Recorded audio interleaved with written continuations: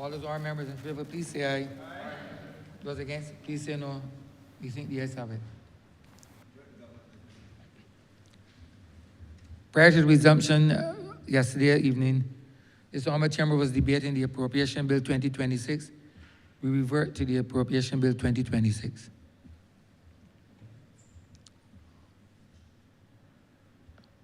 We will then commence Standing Finance Committee.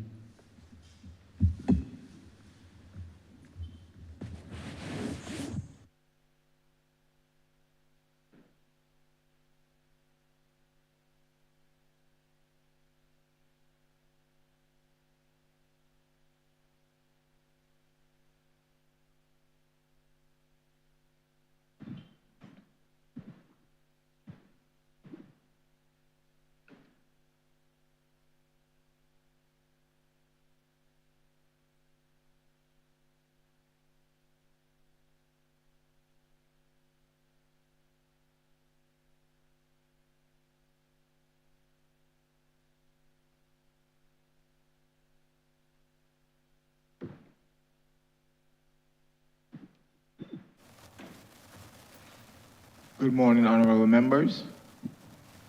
Good morning to our guests. This House is now in Standing Finance Committee. Ministry of Housing, Lands and Maintenance. Good morning, Mr. Chairman. I beg your indulgence in allowing myself and my team to enter the well. So granted, sir.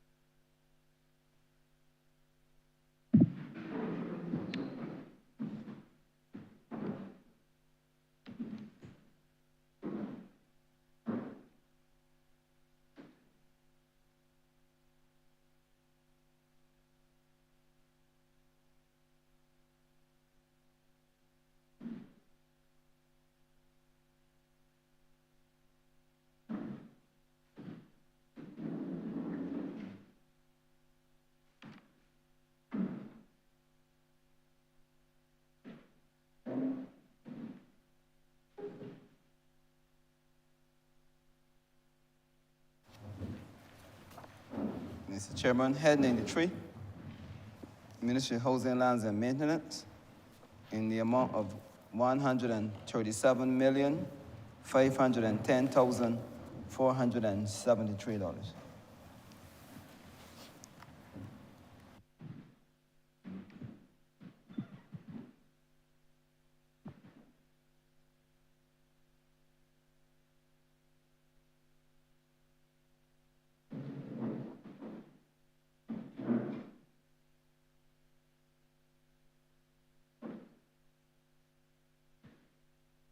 Honorable member for St. Michael West. You just give me a few minutes that I can give the instructions with regards to the proceedings so that your officers will be familiar. I believe they should be by now. And then to honorable members. Honorable Minister, you are permitted a 10-minute overview. Your questions, your response to questions would be 5 minutes. You may defer to any of your officers to answer a question, and those officers are allowed 3 minutes to respond.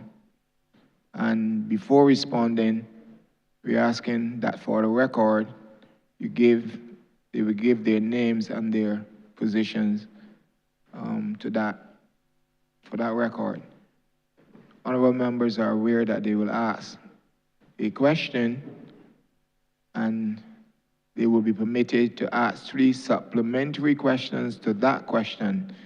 If it's not supplementary, then we would move on to the other honorable members so that they can, who would have indicated by placing the name tags in an upright position so that we are able to get through relatively quickly and persons may be able to participate in the proceedings this morning. I trust that we are all clear. Honorable Member, St. Michael West, you may proceed. Thank you, Mr. Chairman. Honorable members and my fellow Barbadians, it is indeed my privilege to address you today on the progress, challenges, and vision. Speak into the mic so that the persons recording can hear you. My apologies. And vision of the Ministry of Housing, Lands, and Maintenance as we continue to build a stronger, more inclusive, and resilient Barbados. Our mission and strategic focus is dedicated to providing innovative, sustainable, and people-centered solutions for housing, land management, and maintenance of the public infrastructure. Our strategic plan for 24 to 27 is anchored on 6 priorities: delivering resilient and affordable housing, maintaining and rejuvenating public buildings, modernizing land management, strengthening institutional capacity, embracing digital transformation, and promoting staff wellness. Hope Inc. is streamlining the application, purchasing, and conveyancing process, making it almost entirely online and more accessible for all. Hope remains committed to delivering housing solutions to first-time owners earning $6,000 or less per month. Through Hope Direct, we are constructing hundreds of 2- and 3-bedroom homes this year, using innovative building techniques and engaging in a range of contractors. This contrasts how it was done previously, and we are seeing much improved output of finished houses with better build quality within budget. With the national framework for battery storage in place, we will position Hope to be able to deliver on the promise of delivering comprehensive, energy-efficient homes with photovoltaic systems on each roof. With this in place, these systems will reduce the cost of home ownership and support our national goal of energy independence and climate resilience. In addition to Hope's direct projects, we are advancing a robust program of joint venture housing developments in partnership with the National Housing Corporation. These joint ventures are delivering a diverse mix of family homes, duplexes, and apartments across the islands. Notable projects include Coverley, Brighton, Concordia Gardens, and Vineyard.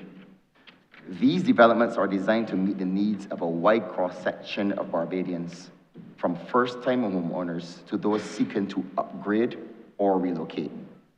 The NHC continues to deliver on its promise of providing affordable quality houses for Barbadians.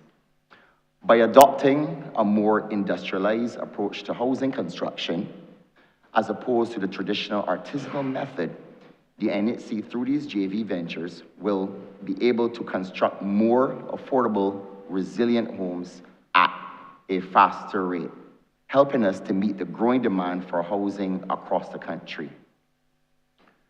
This approach will also allow the NHC to place greater focus on the maintenance and upgrading of our existing housing estates. In these estimates, we have allocated resources through transfers to embark on a comprehensive program of general repairs and estate beautification. Accordingly, across estates such as Valerie, the Grotto, Kensington Lodge, Country Park Terrace Units, of course, Haynesville, Londonbourne Towers, Eden Lodge, Stewart Lodge, Deacons, we will continue to implement key programs, including electrical upgrades, sewage improvements, and estate beautification initiatives. These efforts are aimed at ensuring that our housing communities remain safe, modern, and dignified places to live, and that they reflect the standard befitting a nation proudly celebrating 60 years of independence this year. We also remain firmly committed to expanding opportunities for home ownership through our rent-to-own programs and social mortgage initiatives, specifically targeting Barbadians who may not currently qualify for traditional bank mortgages. We recognize that many of these individuals are credit worthy and capable of meeting their housing obligations. All that is required is for applicants to demonstrate a consistent rental payment history for a period of at least 12 months, allowing them for a fair opportunity to transition from renting to owning their own home. We will continue to empower Barbadians with ownership of property through the Tenantries Freehold Purchase Act, including initiatives such as the 6 Men's Life Improvement Project. As part of this effort, we are currently surveying additional lots so that we can continue to provide residents with the opportunity to obtain legal title to the lands they occupy. Last year, under this act, we were able to empower 7 pensioners at River Bay by transferring the ownership of their properties to them free of charge, giving them the dignity and security that comes with owning their own land. We will continue this process of empowerment by also transferring title to residents living in the terrace units through a vesting bill. This legislation will vest ownership of the properties to these persons who qualify. This bill will be debated in this honorable house and will empower over 200 Barbadians with title to their homes. We will also engage in the modern and efficient, transparent land management system, which is essential for national development. The Barbados Land Registry has been at the forefront of this transformation. The completion of the National Digital Parcel Fabric and the launch of the Barbados Building Identifier System are revolutionizing how we manage and access land information. But we are not just building homes and transforming digitally, we're building communities. Special attention is given to those most in need, including those persons living with HIV, the elderly, and those displaced by natural disasters or unsafe living conditions. Our relocation projects, emergency housing, and wellness initiative ensure that no Barbadian is left behind. Over the past year, we have made some strides. Hundreds of new homes have been completed or are under construction at sites at Coverley, Brighton, West Terrace, Concordia Gardens, and Vineyard, through both Hope and joint ventures with the NHC. Emergency and transitional housing has been provided for those affected by natural disasters and land slippage. The Barbados Land Registry has reduced backlogs, digitized records, and improved access to land information for all stakeholders. Maintenance and refurbishment projects are underway for key government buildings, including the Ministry of Transport and Works headquarters and the State House. We have continued to support vulnerable groups as well. We do acknowledge that some projects have experienced delays, particularly due to environmental issues, procurement challenges, and the need for additional staffing. In some cases, milestones originally set for last year are still being finalized. We are actively addressing those issues, accelerating backlog reduction projects, and ensuring that all outstanding commitments are met in the coming months.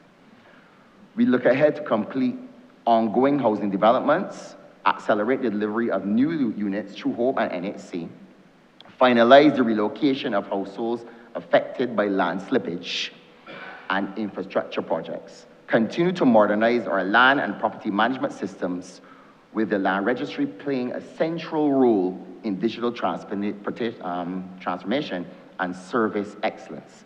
Expand our partnerships with the private sector and community organizations. In conclusion, the Ministry of Housing, Lands and Maintenance is committed to building a Barbados where every citizen has the opportunity to own a home, where public assets are well maintained, and where land is managed for the prosperity of all. We thank you for your support and partnership as we continue this important work. Together, let us build a stronger, more resilient, and more inclusive Barbados. Thank you.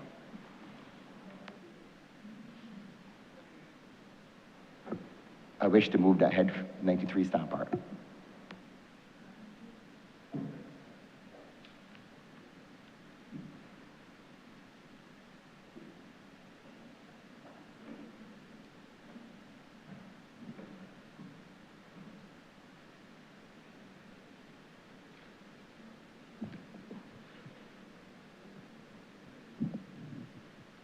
Honourable Member for St. James, for St. Michael West, Northwest. Yeah, blessed good morning to all. Good morning, Minister, and to your team. My concern this morning really is in relation to the tenants who reside in housing units within Deacon's Farm, Rosemont, Ferniehurst, and Golden Acre. And these are 4 separate housing areas within the constituency of St. Michael Northwest. Over the years, persons have been residing in these units for more than 20 years. And I have constituents who are still paying rent, living in these units for 27 years and 30 years. I know also that when it comes to some of these tenants who may be indebted to the corporation in relation to outstanding arrears, I want to know what are your plans in relation to these tenants living in these units for 20 years or more and still paying rent. I honestly think that the rent should cease with immediate effect once you reach the 20-year mark. And I also think that in relation to the rent owed, that a payment plan system should be put in place for those tenants so that those tenants who may be indebted to the corporation can also benefit from the 20-year program as well. Honourable Member, thank you for that question. And yes, I'm very aware of the density of housing estates within your constituency. And as I said in my opening remarks, we are committed to transferring title to these individuals in your estates that have been living in the estates for more than 20 years. And once those individuals do not have any arrears up to 20 years, I can guarantee you that we will work with them to be able to sort out any rents after that. I consider this issue an issue of social justice. And the truth is a lot of your residents in the estates have been good paying residents. And certainly the ministry and the NAC will not burden them once they have been good paying tenants up to the 20 years. As you know, we have already begun the work of transferring title to some of your residents who are in Deacons and Ferniehurst. And I would have, at some point, mentioned this to them during a certain occasion, as you know. And I know that they do look forward for the security of title. And I, as housing minister, is one of the ways that I am very proud to be able to empower those Barbadians and your constituents with title to their properties. So you have that assurance from myself and my team. So what about the assurance that those living for 20 years and still paying rent, that the rent will cease? Those individuals that we have down to transfer and those titles are transferred, we assure you that once their rents are up to date, we will work with them on any rents that have to be due after that. But as you know, we have about 98 units in Deacons that we are currently surveying, and we will be introducing them to a second phase of vesting. So my assurance to you is that we will work with them on a case-by-case basis to be able to make sure that justice is served to them. Okay. Well, just for the record, I have one constituent that I could speak of living in the unit for 27 years, and she's still paying rent. So I just want the assurance that, after 20 years and living for 27, that I think that she should stop paying rent. But that's just my suggestion. Thank you.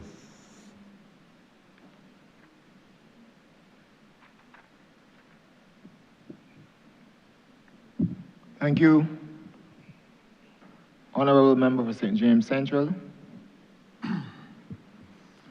Thank you very much, Mr. Chairman. I want to begin, Minister, by congratulating your team, and that should not take any members of your team by surprise. I know that they have been much beleaguered by public criticism, but when one is able to point to incidents of good, as I can, then I think that the congratulations are in order. And equally, I would want to congratulate your predecessor, who himself was also much beleaguered. And obviously, you as new minister, to congratulate you on the work that you have been able to pilot thus far, and obviously to reflect a little bit on the need for you to be given an opportunity, which will really be my very first question, to elaborate a little bit on your own personal vision. But before I go there, I want to make the point that I recognize in your opening remarks the very laudable and praiseworthy mention of social justice and inclusivity. And that, for me, is a critical component of this ministry's work, because housing is, in its traditional sense, a social good. It is about offering initiatives and services that enhance community well-being and social justice. And it is in that vein that I really wanted to invite you on a couple of things. The first one is to expand a little bit on this concept of social mortgages. I think that you mentioned it, but it is useful, I believe, if you have an opportunity to elaborate on the concept. I believe I know where you're going, but I think you should have an opportunity to elaborate on it in the context of not only your vision, but more particularly, and I do not come to these places to prime the parish pump, but on this occasion, let me remind your ministry and your team that I have a constituency in which there's a location called Redmond Village where we have terrace units. And therefore, if you would be so good as to make it simple, so that we can then understand in Redmond Village what the social mortgage concept is really all about. Thank you. Thank you, Honourable Member. And the term social mortgage is actually a program that was coined and invented by our team members. And essentially, that is rent to own. You are correct. There are too many Barbadians out there, and we know this from experience in getting mortgage certificates. A lot of people are desirous to have home ownership. We have a database of about 4,000 plus individuals, and what that affords us to do is to mine that database, showing us the needs of our customers. And in that exercise, we realize that there are a lot of Barbadians who just do not qualify. They are hardworking, they go out to work every day, but they feel left out of the process of home ownership. And that is the basis and the foundation for our social mortgage program. So essentially, as I said, it is rent to own, and every development, whether it be through our joint venture program with NHC or HOPE, we hope to allocate a pretty decent sized percentage of those developments to rent to home. And we see this as a way of also de-risking mortgages. The fact of the matter is that a lot of the financial institutions are simply not willing to take the risk. And as you said, Honourable Member, you were very correct. The onus is on the government through the Ministry of Housing and its state-owned entities to deliver social justice to these individuals who cannot acquire mortgages. So we do take this very seriously, and you have my assurance that under my leadership and with my team behind me, we will make sure that we can expand this program so more individuals can take part. I would also like to invite the general manager who can give you more specifics on how this program will be implemented. Thank you very much, Minister. Good morning to Parliament. The idea behind the social mortgage initiative is Honourable that... member. Officer, please give your name and your position. Ian Gill, General Manager, National Housing Corporation. My apology. The idea behind the social mortgage initiative is that when we do rent to own or we do rent to buy, whatever the term is used, the person doesn't actually have ownership. With the social mortgage initiative, the aim is that this is an actual mortgage that they'll be getting, paying to the National Housing Corporation, and you'll be able to use your house now in the future as an asset. So the simple person who has, probably doesn't have the capacity and probably can only put out $500 to $800 per month in rent is now actually getting to own their home as a mortgage. So therefore you're able then to use that for many instances where people come to ask the National Housing Corporation to use the units for other issues. What you do know is that that belongs to you, so you can now use it as an asset. And that is one of the major aims of the social mortgage initiative. We've found too that rent to own, as we've looked at the years gone by, is not actually working as we would want it to work at National Housing Corporation. So we had to come up with a new concept that we thought would benefit the persons and benefit the National Housing Corporation too. Because under the rent to own program, the National Housing Corporation is responsible for the maintenance of that unit or that house, wherever it is. With the social mortgage initiative now, the fact that you're actually owning your home, you'll be responsible for the maintenance and repairs of that home. So therefore, we will have more income at National Housing Corporation to do more units and to construct more units so that we can offer a wider package to those persons who make between $1,000 to $2,500 per month.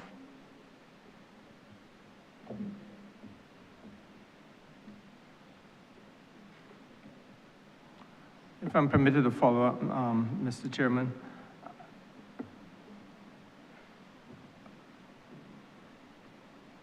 With your leave. Go ahead. Thank you, Honourable thank you, member. sir. I thank you, Minister, and General Manager of National Housing Corporation for the elaboration on the idea. And I agree. The inability to qualify for mortgage certificates is a reality that is lived by many Barbadians. In my own constituency, and your team knows this well, in Lancaster, we would have had a serious challenge with the HOPE project there in terms of trying to help people build the kind of resource combinations, let me put it that way, because a single person may not be able to do it by themselves, so then they have to find a partner to go in with in order to do it. I experienced the same thing in Bullens in my constituency. And the truth of the matter is that, again, that is why I say that your team is worthy of being congratulated, because speaking only for that very narrow geographical space in Barbados, that's 190 houses which I know and have had some very direct relationship with, where I know you all have been able to work with me and work with the beneficiaries of the housing allocations in order to ensure that the capacity to meet mortgage certificate requirements have been made. Now, I wish to ask you, however, whether the social justice concept should not really go further. And it is in keeping with your term, Minister, of using the house as an asset, because we accept that renewable energy, again, in the HOPE project, that is one of the concepts where you put renewable energy, solar photovoltaics on the roof and allow the house pretty much to pay its mortgage. My question is, are we not being too limited in the scope and too limited in the ambition? Why is it not also an ambition that we take that same concept into Redmond Village, for example, in a terrace unit, into Haynesville in a terrace unit, into Silver Hill and Gall Hill in terrace units. And you may ask, well, Senior Minister, how is that going to be possible?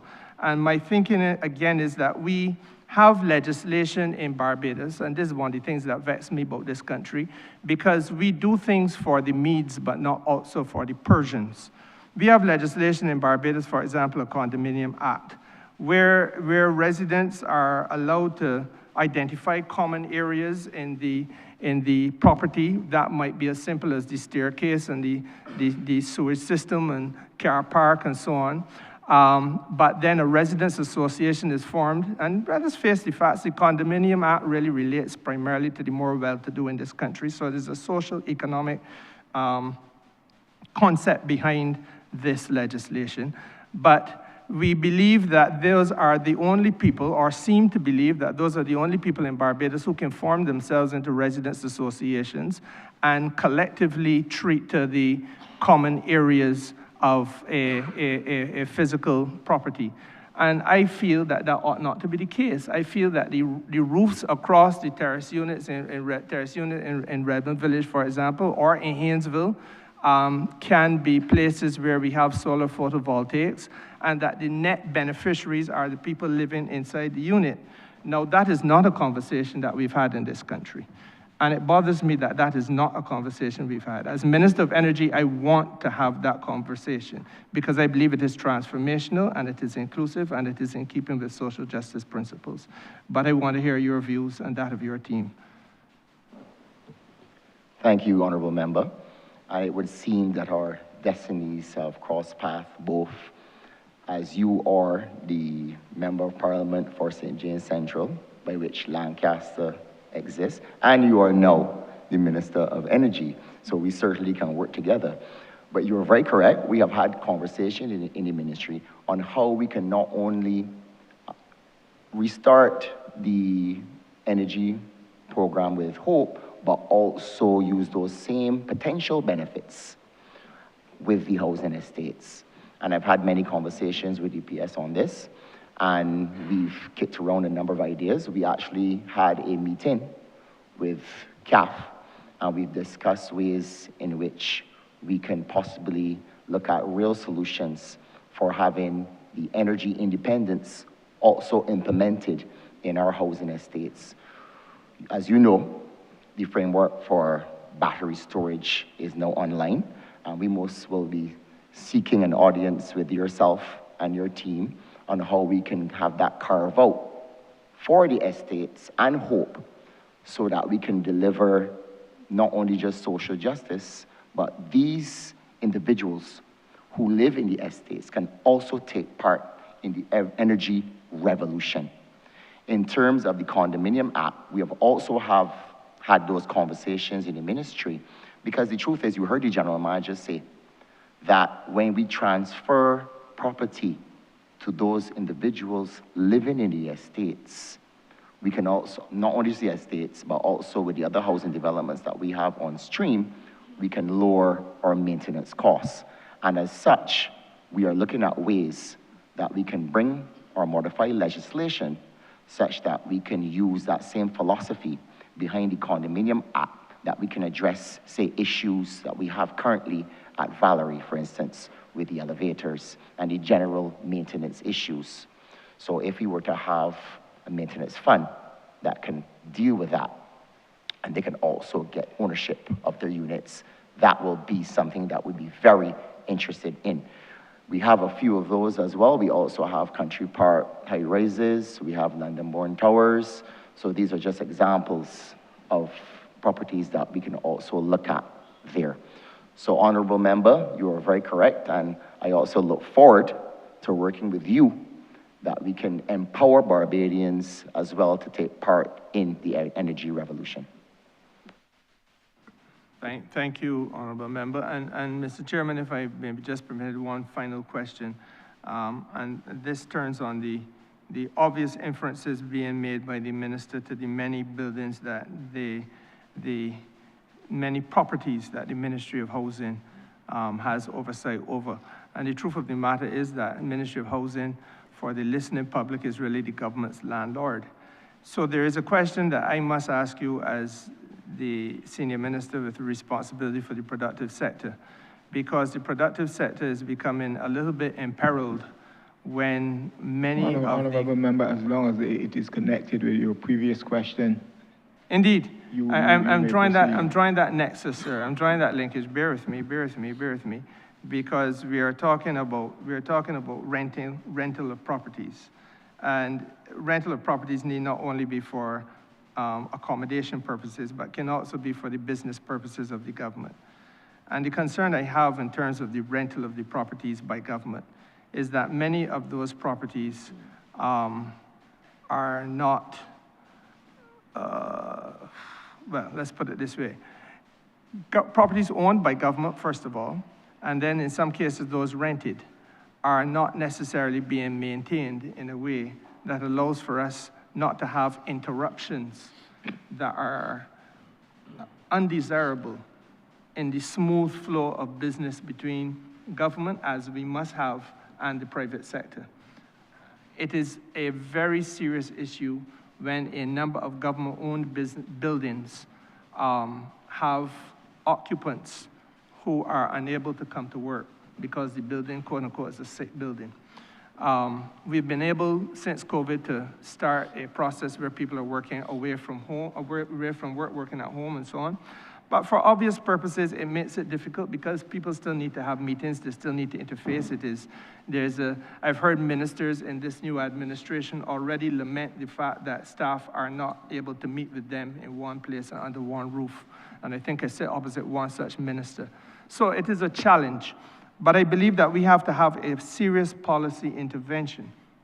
And I want to know whether you all are yet at a stage where you can tell us what the policy intervention is that will enable us to reduce the incidence of this, what is now a chronic complaint of buildings either being sick or full of mold or whatever, and staff implications and the disruption of the relationship between government's work and that of the relationship that it must have with private enterprise and the general public of Barbados. Honourable Member, thank you for that question.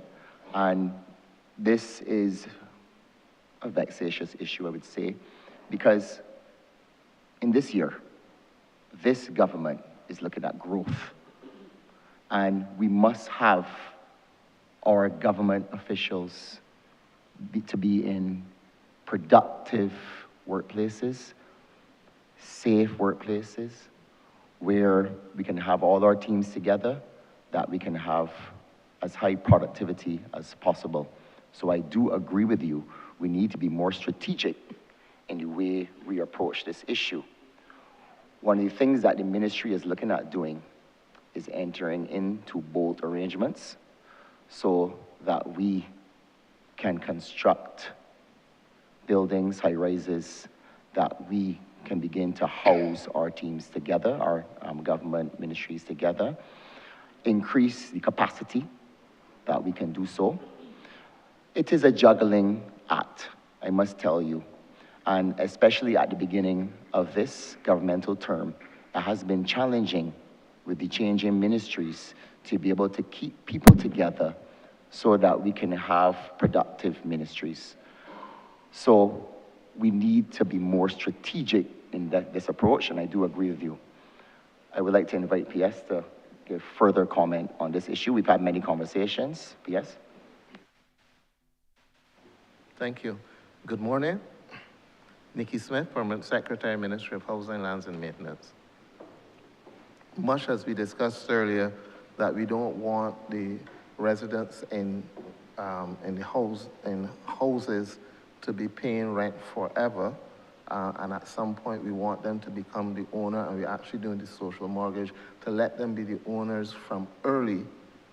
What government is looking at doing now is recognizing that the buildings that we're in, the rented buildings, are approaching 25 years. Buildings start to give more issues as they age.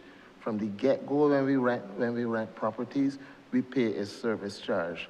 The service charge is really a pass-through charge for the landlord to be able to keep the building in good condition and they're to account for it at the end of the year, etc.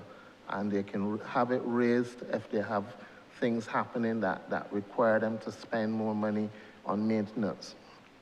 However, we're still having issues where landlords are spending the money and still the AC systems are causing all sorts of problems for the occupants.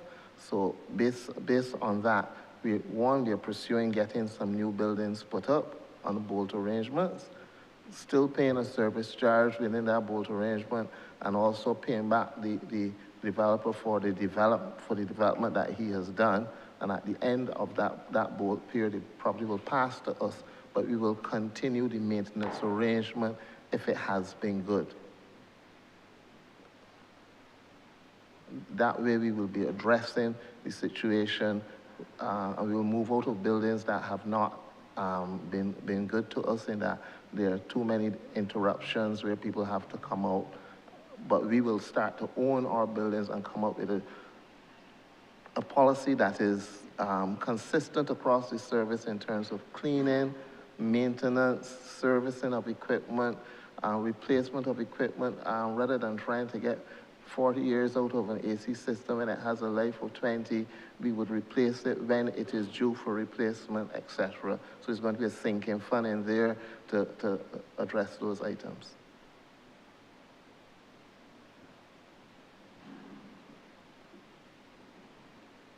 I don't think the rules allow me to interrogate any further on this matter at this time, Mr. Chairman. Indeed, so they don't. I leave that there, and I thank you You are for your correct, indulgence. Honourable Member.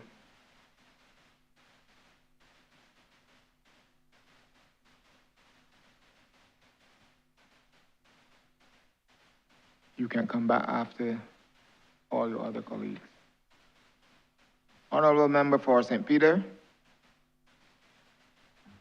Thank you very much, Mr. Chair, and good morning to the Minister of Housing and his team.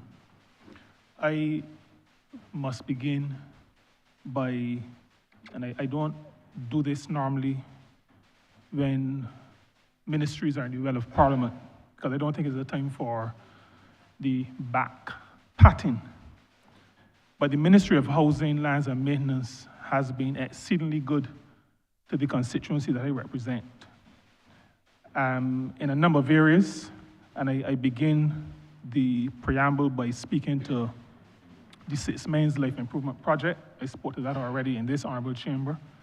The residents at Upper Rose Hill as well. And the significant work that the ministry has done, the ministry and its state-owned enterprise, the National Housing Corporation, with respect to improving the lives of these residents in my constituency, and also the pace of the work that has been done once certain hurdles had been crossed.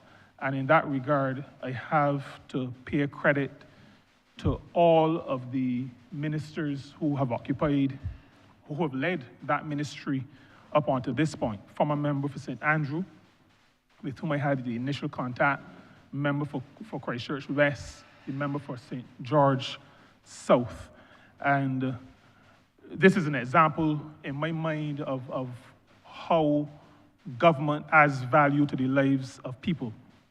Now, the question I have particularly relates to the subhead tenantries 0532. I know that there's quite a lot of demand on the ministry's resources and time dealing with matters like these. Even doing the meetings, the town hall meetings, and having all the surveying done, and then when people like me ask for meetings, another of which I will ask for either this month or early next month, as in either March or early April. My question is, I see an increase in the allocation under that subhead, tenantries, from what appears to me to be 2 million to 5.5 million. And I'm wondering if it represents increases in capacity to do the work. And I ask that in the context of the ongoing work, which is 6 Mains Rose Hill, and Maynards /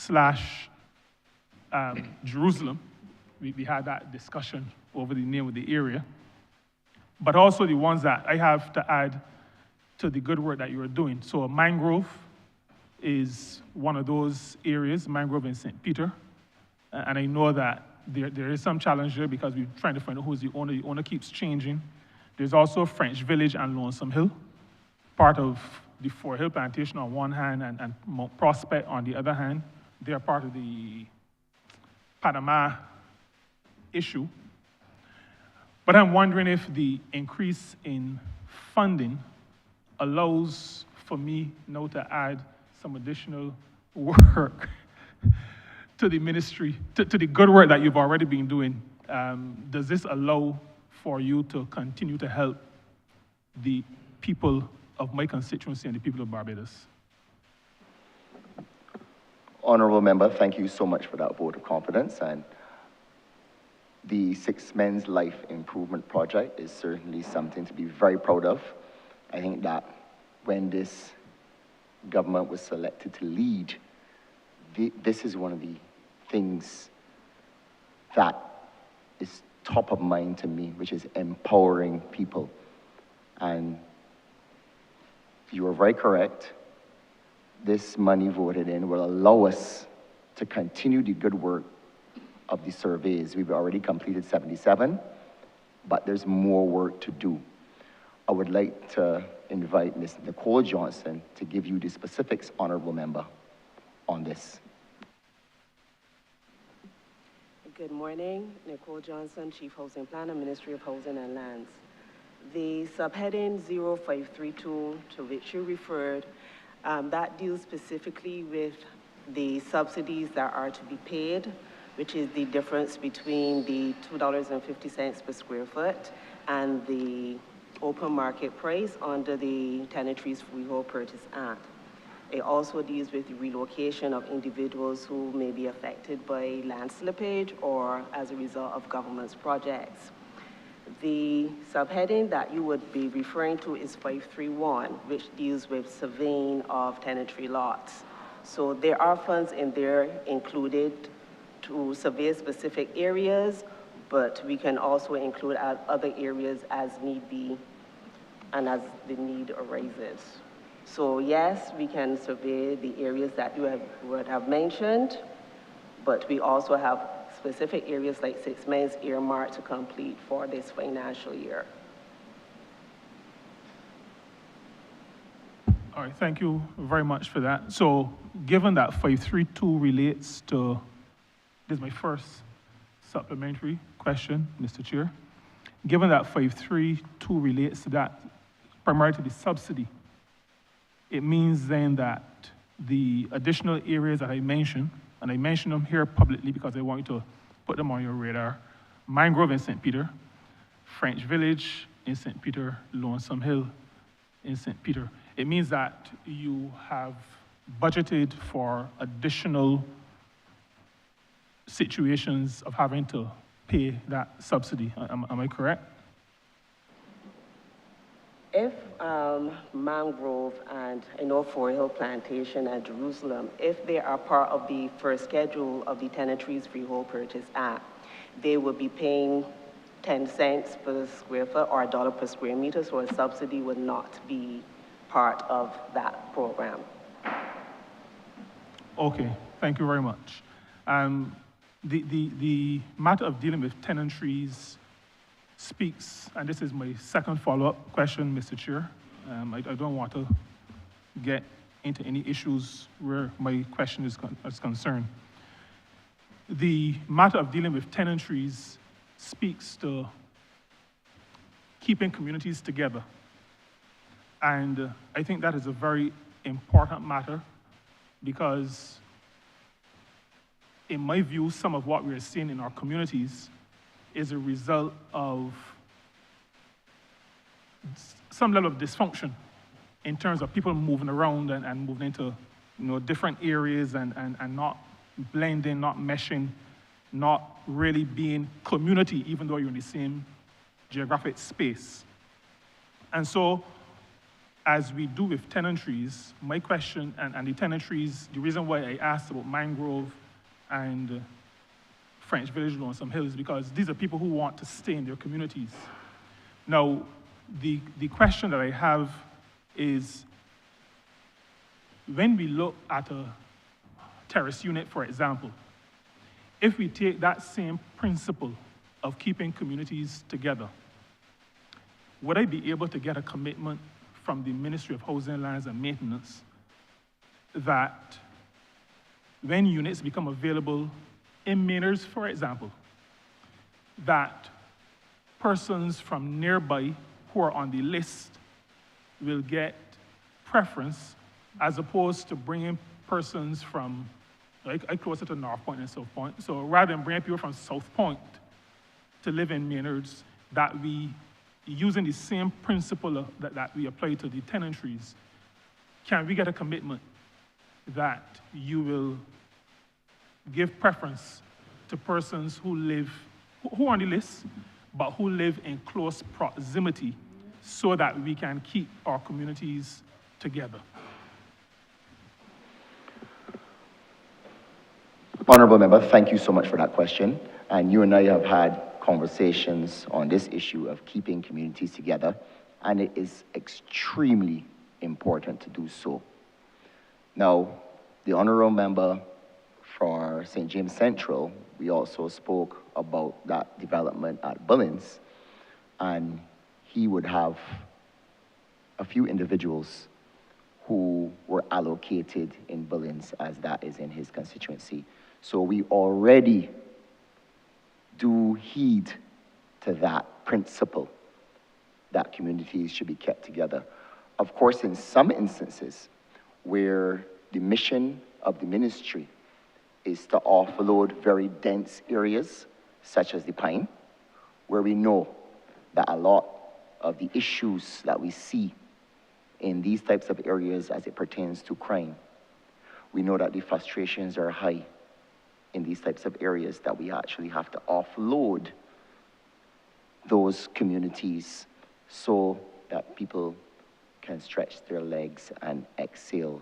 And the Honourable Member for St. Michael Southeast will tell you that one of her priorities as a representative is to be able to achieve this so that she can have safer communities. So I think that this is a case-by-case basis, but Honourable Member, certainly that is a first principle, especially in your communities, where we know that in some of the country areas, people living their whole lives for generations don't want to move. And the Honourable Member for St. Joseph also would be in that category, as he's one of the few members that lives and hails from the area that he serves. So he would understand this principle as well. So where it fit, I can assure you, Honourable Member, that we will stick with the philosophy of keeping communities together. Thank you very much. I'm not going to use a third question, but I'm just going to close by saying, I'm probably saying it for the first time with you, Honourable Member, as the Minister. I think that as a government, so I'm not asking you to make policy on the fly, but I think as a government, we have, along the same lines that I'm talking about, keeping communities together, while we explore development on greenfield sites, large areas where you can put in the services, and it is more economically viable to do that in large spaces. But I think for the sake of community, for the sake of social cohesion, that government, and through government, the country, needs to get to the point where we recognize that we're going to have to forego a few economies of scale and develop some small tracts of land in communities or near communities in an attempt to maintain that cohesion. It is going to mean that the per square foot cost is going to be higher, but I think as a country, given what we are seeing in our, well, I don't want to say the criminal justice space, but maybe that's where we're seeing it, so let's just be blunt about it.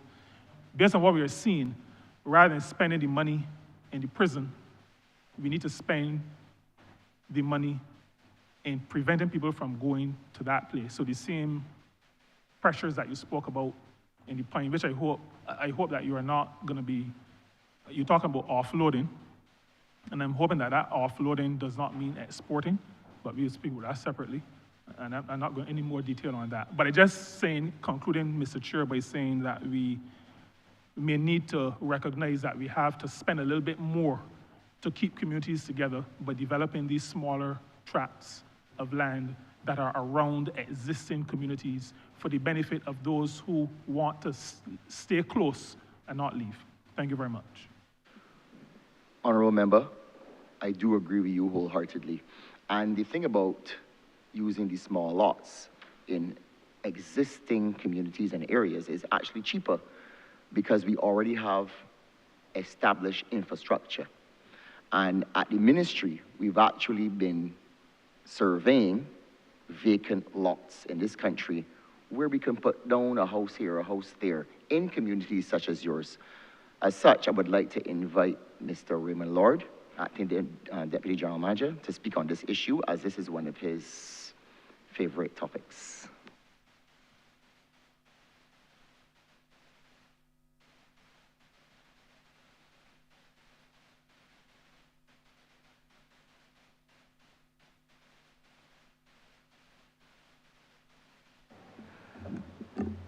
Good morning, Mr. Chair, colleagues and parliamentarians.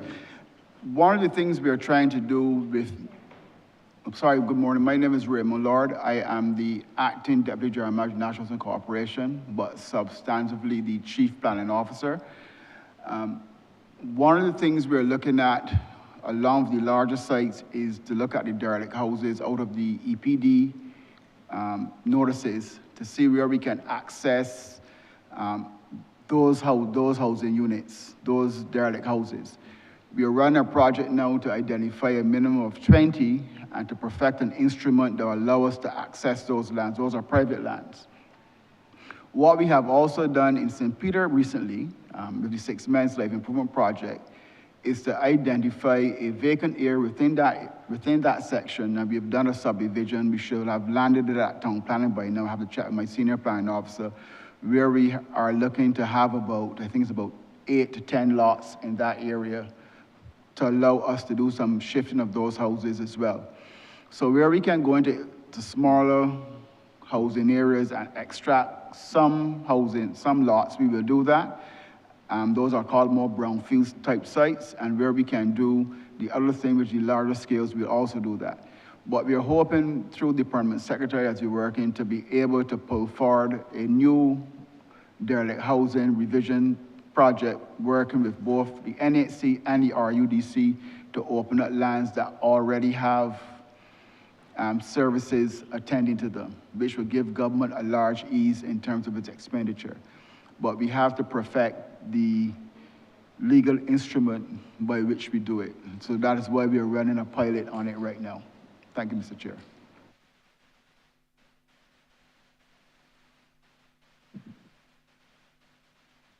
Thank you, Honourable Member for St. Philip West.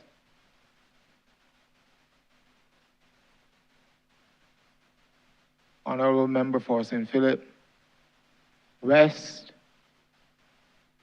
Thank you, Mr. Chairman. Well, I start this morning with gratitude to the National Housing Corporation for some work that they have started within the constituency of St. Philip West. And I'm happy to hear the minister speak of quality, safe, and sustainable housing. And in that connection, Mr. Chairman, my question relates to the housing area in Farm Gardens in St. Philip, where the National Housing Corporation has already started its good work with replacing the asbestos roofs on a number of houses that were built by NHC. My question is, sir, having started with some houses in this financial year, only 2 were completed, but there are a number of other houses who still carry asbestos roofs.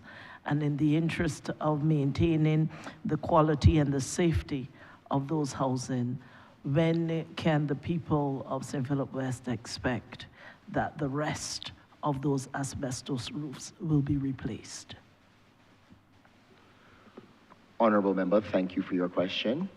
I would like to invite the General Manager of the NHC to address it.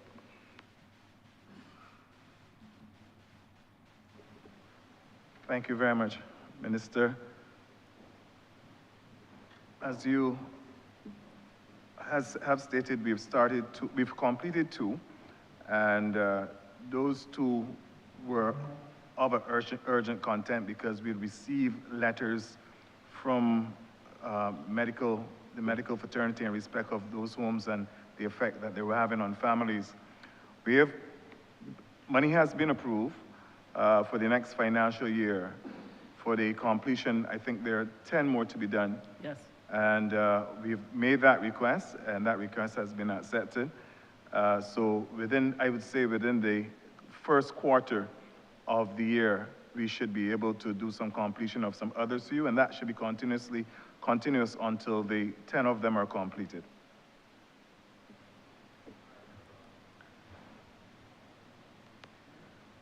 Mr. Chairman, may I continue? My second related question. Yes, you may, as long as it is related. Yes, in the very same community, which we identified, there are also some outstanding conveyances. In other words, for many years in that very same community, persons were told that they would have access to the housing. That was, many of them have letters that suggest that. However, there has been no paperwork that allows them to know that that house is now theirs.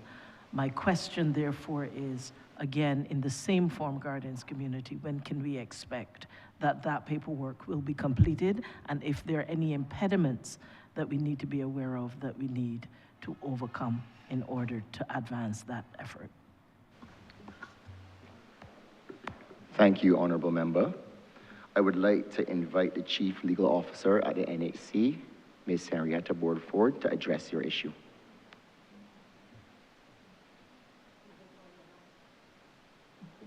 Good morning, Henrietta Bournford, Chief Legal Officer, National Housing Corporation. In relation to Leadville, that's the location in question? Leadville has been addressed, particularly as it relates to Jade Circle. It is Farm Gardens that we're talking about. Farm Gardens. At Farm Gardens, we have, under the 20-year program, there are a couple of units. And in some instances, these are single houses. There are 7 units, and they are to be transferred. Already been transferred. Today, 2 have been conveyed, and there are issues in relation to having some additional surveying done within because some are duplexes, so they will need to be subdivided. So that is what is outstanding. But we have a scheduled list of those outstanding estates that in this financial year, we will be addressing. We recognize there's a need to have the title conveyed to a number of persons, some that have been outstanding for a while, and our team has met and a strategy has been devised in order to transfer as many of these units as possible. It involves, in some instances, the surveying, and in some instances, having the engineering certificates obtained. So that is on our agenda, and it will be addressed. Thank you very much. That's very encouraging. And finally, I heard the minister early, Mr. Chairman, mention that there may be a shift from national housing, dealing more with construction and dealing more with maintenance again with regards to these kinds of housing. And my question is, there were a number of... Honourable Member, is this a related question to your first? Yes, it is, because it relates specifically to the affordable housing and how we are being able to maintain and deal with it. You may proceed. Let me caution honourable members that I am in the chair and I will be the judge of whether the questions are related or not. Okay, thank you. And Minister and team, National Housing Corporation had started the construction and repairs on a number of buildings after Elsa and others in this community and others. Now, with there being a shift from my understanding, please correct me if I've misunderstood, with the shift where National Housing is no longer doing the construction part of things, but would more be doing the maintenance of things. My question is, how are we ensuring that the houses started by National Housing on a construction level, that they do not now fall through the cracks and then not be transferred? To whom are they going to be transferred for those that are incomplete? And how will we ensure that they are addressed in an efficient manner? Thank you, Honourable Member. And yes, you are correct that the National Housing Corporation will concentrate more on the maintenance and will engage more in joint ventures to be able to speed up the housing building process and also to guarantee better quality homes for Barbadians. I will invite the General Manager to speak on the issues on projects that we have started. Thank you, Minister. As we are aware, that I'm confident that the MP is speaking about the Hurricane Elsa project, and the Hurricane Elsa project is ongoing with a project section, and until that project is completed, that section will remain, that team will remain to make sure that the houses are completed.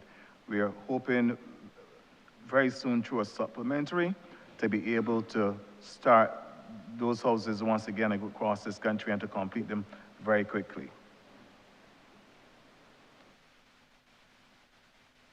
Thank you very much, Chair.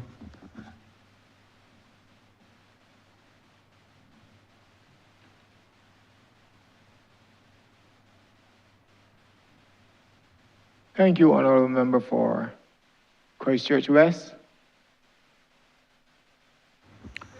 Thank you very much, Mr. Chairman. And again, Minister and your team, good morning. You know, it's interesting when you come in a little bit down the batting order, because I had some questions that were already asked by some previous members, and I thought, that is good. There were some supplementaries I would have wanted to have asked, but I will leave it there.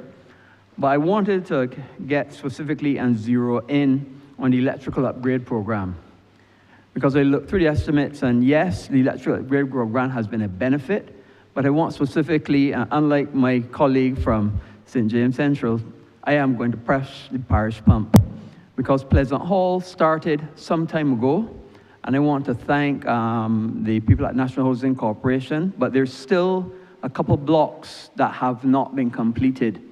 And I would like to ask that we please zero in on these, because you cannot half complete or 80% complete the job. And we really need to zero in and get the electrical upgrade in that particular area sorted. I would like to ask you, Minister, when do you think that Pleasant Hall will be completing the electrical upgrade program? Thank you for your question. I would like to invite the GM to address it. Thank you very much. In respect of Pleasant Hall, we have a situation where the units, most of them are completed as I'm seeing here, but there's an issue with the extension, and having had discussions with you previously, what we did is we went to the board in December, and we asked the board to reach a situation where we, National Housing Corporation, now does the extensions, and we are looking at two ways of making sure that we get back the funds from that, because the extensions would have been put on, they're legal, and they would have been put on by the person at that unit. But what it is doing, those people who are on the right side are being affected, because Barbados Light and Power Company has stated that they will not put on one or two on any terrace units. It must be the complete block when they're coming to put on the meters.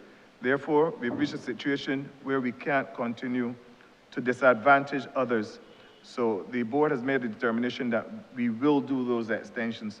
In respect of the particular one, there's one in particular at Pleasant Hall where the person has put on extensions, but it seems that she's now renting those extensions. So that's a special case that we now have to deal with.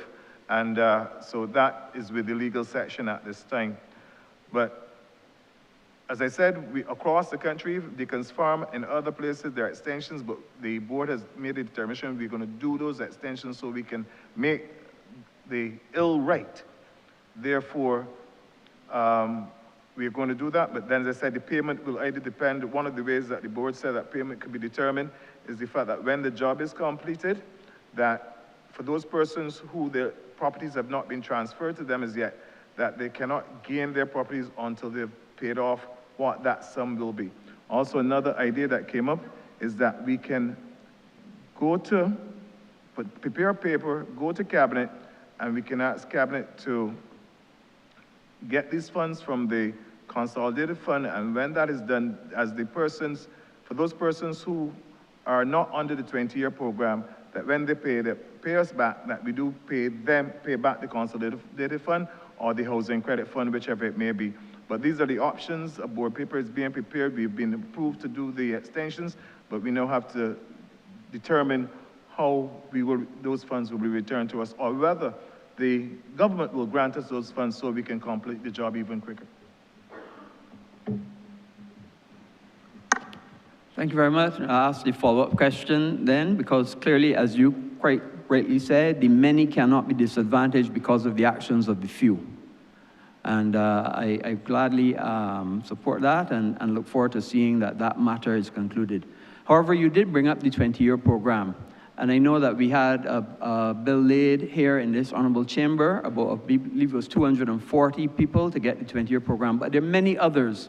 And I would ask you, Minister, now that we've had that time that has elapsed since that first bill, when will the second bill be coming? And then how many you think you'll be able to get? Because there are obviously other people who could benefit from that conveyance under that 20-year program. Thank you, Honorable Member. Yes, that first bill is to be laid, and this is one of the hallmarks of my short time in the ministry, to be able to bring a vesting bill to this honorable chamber so that we can empower individuals, not just in a piece way, but in a large batch. Because we all know that it was like watching paint dry or grass grow. It was taking way too long. And this government has a tremendous mandate in empowering people, just not by building, but by manipulating innovative legislative mechanisms like the vesting bill, and also still manipulating the age-old, aging like a fine wine, tenantries freehold purchase act to be able to empower Barbadians. So yes, Honorable Member, you're correct. We have about 200 odd to start with. And I know that the Prime Minister has my feet to the fire, and we must deliver no less than that in the next batch. And that is my creed. That is my promise to you, that we will not allow shortages, say, in the engineering certificates or in the surveying, to delay this process, the process of empowering Barbadians. But Honorable Member, to give you more specifics on this, I would like to again invite the Chief Legal Officer to give you more specifics on where we are.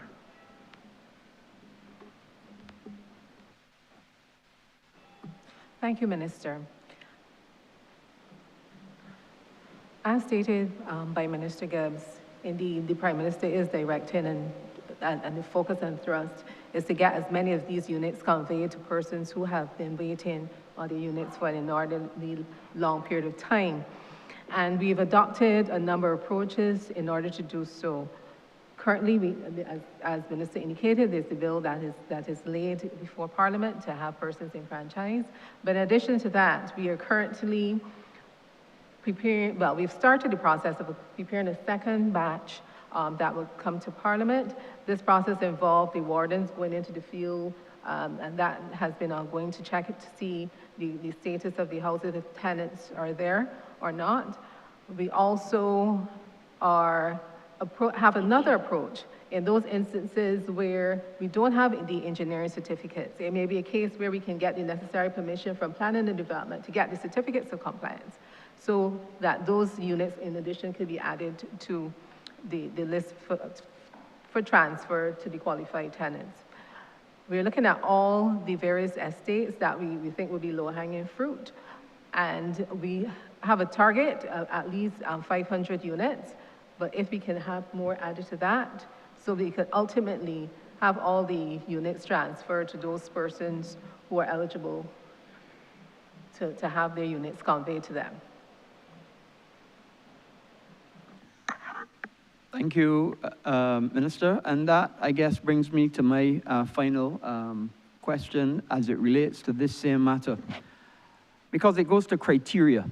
And I heard very clearly the member for St. Michael Northwest talk about when people, after they reach 20 years, well, they should continue to pay rent. And I know that certainly in my area, there were people that once they got to 20 years, they stopped paying the rent because they thought that they would fall under that policy. So what happens in those situations? Exactly what criteria are you following to know which units would qualify? Is it that if people owe rent that they still will not qualify? Do those rents after 20 years have to be liquidated? What are the criteria that people will be able to get onto the program exactly? Thank you, Honourable Member. I would like to invite the GM to further address your question.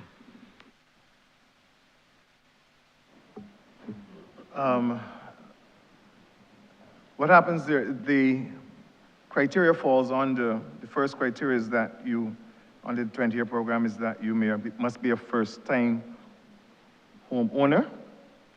And what happens then is that the legal section would go through the records of the registrar of titles to make sure that you indeed don't own a property in this country. Once that is done, that is really the basis of determining, once you've lived in that unit for 20 years or more, that you should become the owner of that property.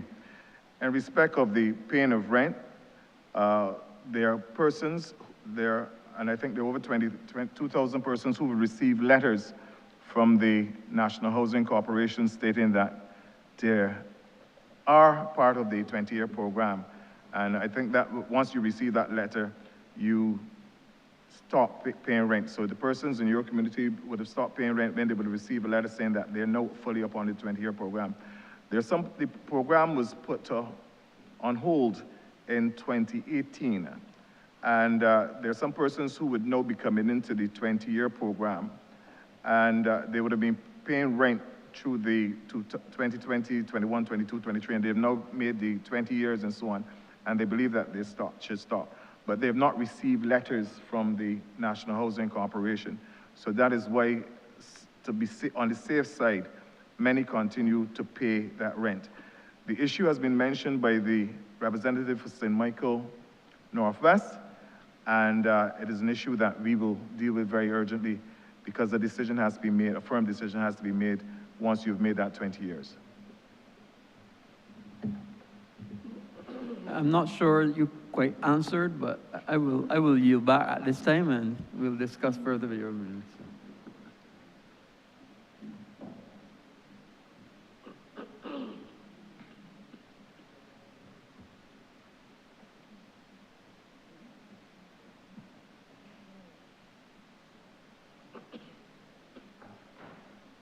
Honourable Member for St. Michael South Central.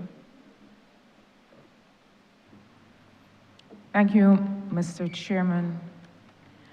I think the Honourable Minister knows exactly what my first question will be.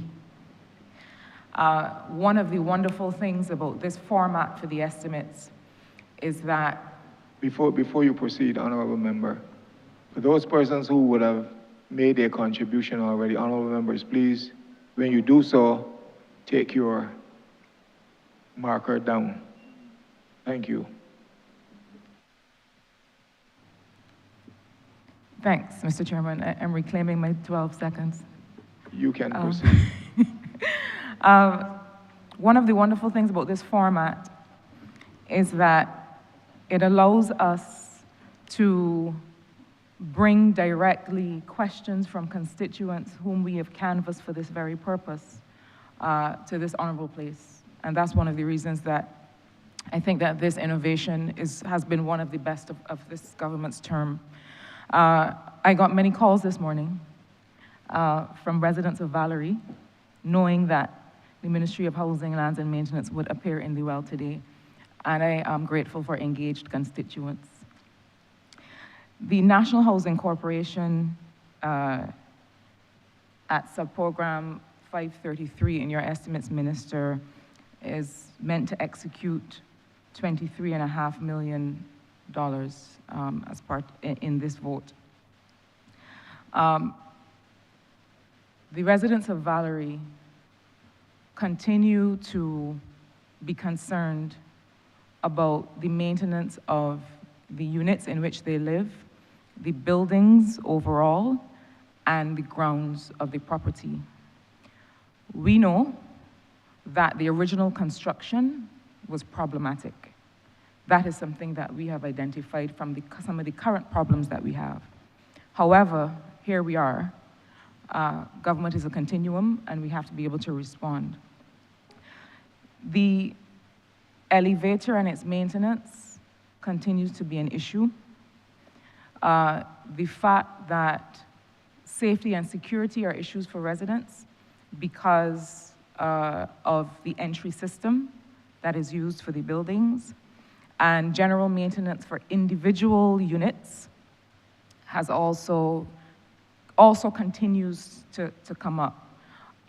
Some months ago, the general manager, the then minister, and other officials came to have a town hall meeting with residents. I have not received, as MP, a report on any follow-up that came from that, a specific report on how those issues are to be addressed. And I am interested to hear specifically, with respect to Valerie, what is the intended approach to be able to address some of these issues. And please feel free in the response to include any agreements, covenants with residents themselves that you think would be useful in the way forward. I say that because I am well aware of the rights and responsibilities balance in this equation. And I know that the NHC has made some efforts with respect to the maintenance of the elevator, with respect to the parts that took a long time but finally came and were installed, and other issues dealing, for example, with the door to the buildings that needed to be reinstalled. So I am aware that these things also require an investment and a commitment from residents, but I would like to hear specifically, and with timelines if you can, what are the plans to make sure that people are able to live safely and well in the units at Valerie? Thank you, Honourable Member. And we have had many conversations on Valerie, and I know you're very passionate about making sure that the residents there, your constituents, can have safe surroundings. And there have been many issues that some have been addressed and some are still outstanding. And you have my commitment that we will continue to work with you through the National Housing Corporation to aspire to, not only aspire, but we will execute strategies and programs to be able to solve these issues for your constituents. But specifically, I would like to invite the GM and then Mr. William Clark to dive a bit more in on what we have planned to address these issues. Thank you, Minister. In respect of the Valerie high rises, let's deal with the elevator first. And yes, the elevator has been repaired, And only yesterday, based on what was stated to me, we would have began to install cameras within those elevators. It is critical that we do such because the elevators are suffering from vandalism continuously. And with that in mind, we need now to make sure we can secure the lives of persons who come through that door and go into those elevators. And we are working, we were told that within 2 weeks, those cameras should be installed. So we are hoping that we can cut the amount of vandalism and the amount of damage done to those elevators. The door, we've ordered a door concept from one of the suppliers here in Barbados. They're working on it. We're hoping that it can be completed because whatever we put at Valerie, at some point, I mean, however we change it, we find out that it gets damaged. We've gone to, they're one of 2 suppliers, and we've chosen one. We've gone to them and asked them to come and give us a concept that would give a more secure building and make the occupants even feel more secure, and that has been done. We're hoping that that can be completed pretty soon. So we are looking towards that. In respect of the maintenance of the units and so on, that continues. We are having some challenges too with some of the tenants in the way that they are keeping the units. Even when we repair the units, that the units return to a state of disrepair pretty quickly. So we are having, Mr. Clark and his team are having conversations with those persons to see how best we can handle and deal with that situation. With that in mind, I turn over to the Chief Estates Officer, William Clark.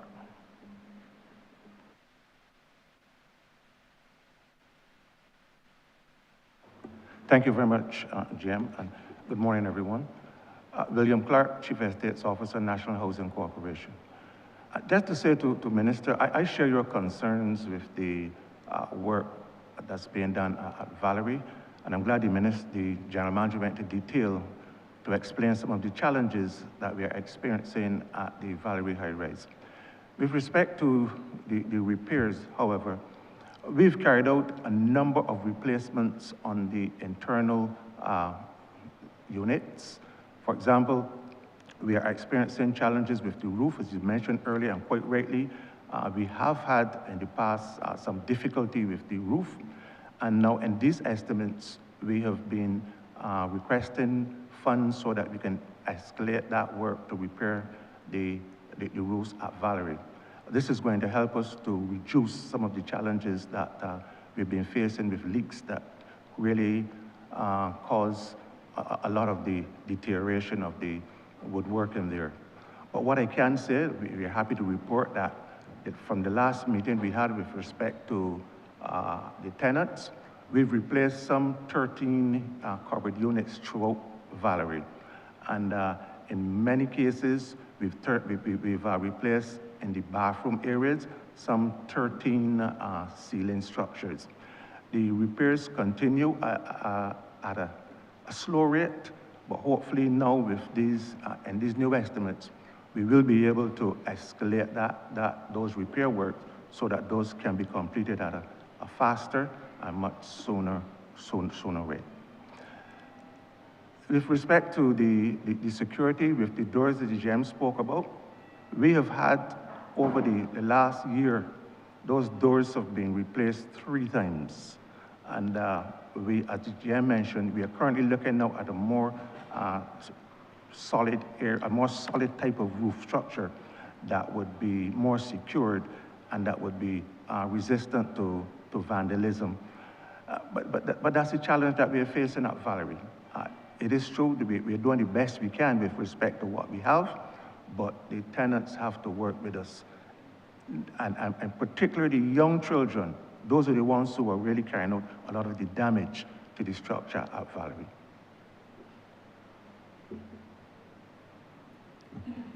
Thank you, Minister, and to your team for those thorough responses. I didn't get on this occasion to make reference to these sewage and sanitation issues.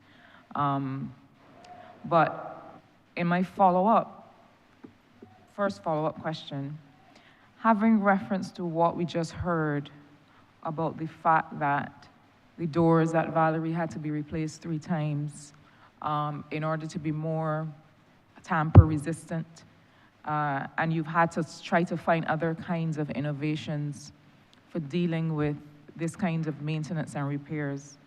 I wanted to ask a general question about new approaches to housing construction, both for these kinds of housing units, but also to account for the demand and the speed and the scale that you're being asked to meet now, Minister. It clearly can't be the old methods for all kinds of reasons. And I trust, and I know that the ministry has been looking at innovative housing and some new ways of building homes more quickly. I know that there's a recent one that I'm told can get a house up in 6 weeks. And so I'm interested to hear from you about some new approaches to construction that will help to address longevity and scale.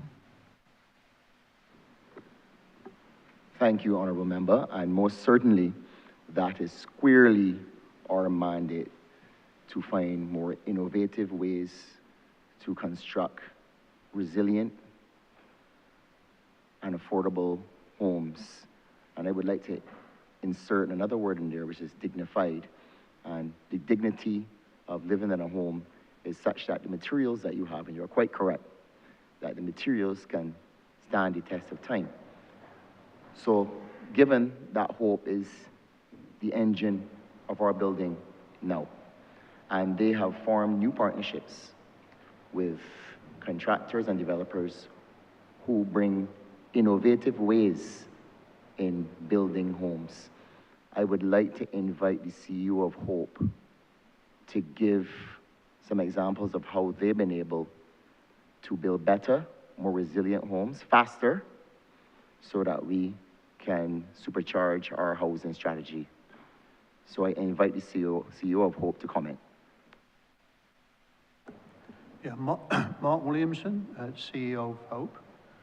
Yeah, currently we have a project called Concordia, where we're building prefabricated timber homes at speed, and we have quite a strict quality control process on that form of construction.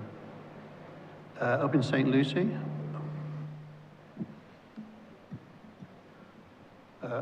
Lucie, we have a project under construction. Officer, sir, you bring the mic, speak closer to the mic, thank you. Better? So in St. Lucie, we have a project under construction where we're building 86 houses with lightweight gauge steel construction, which is a fairly fast process. Again, that's been constructed under strict quality control procedures.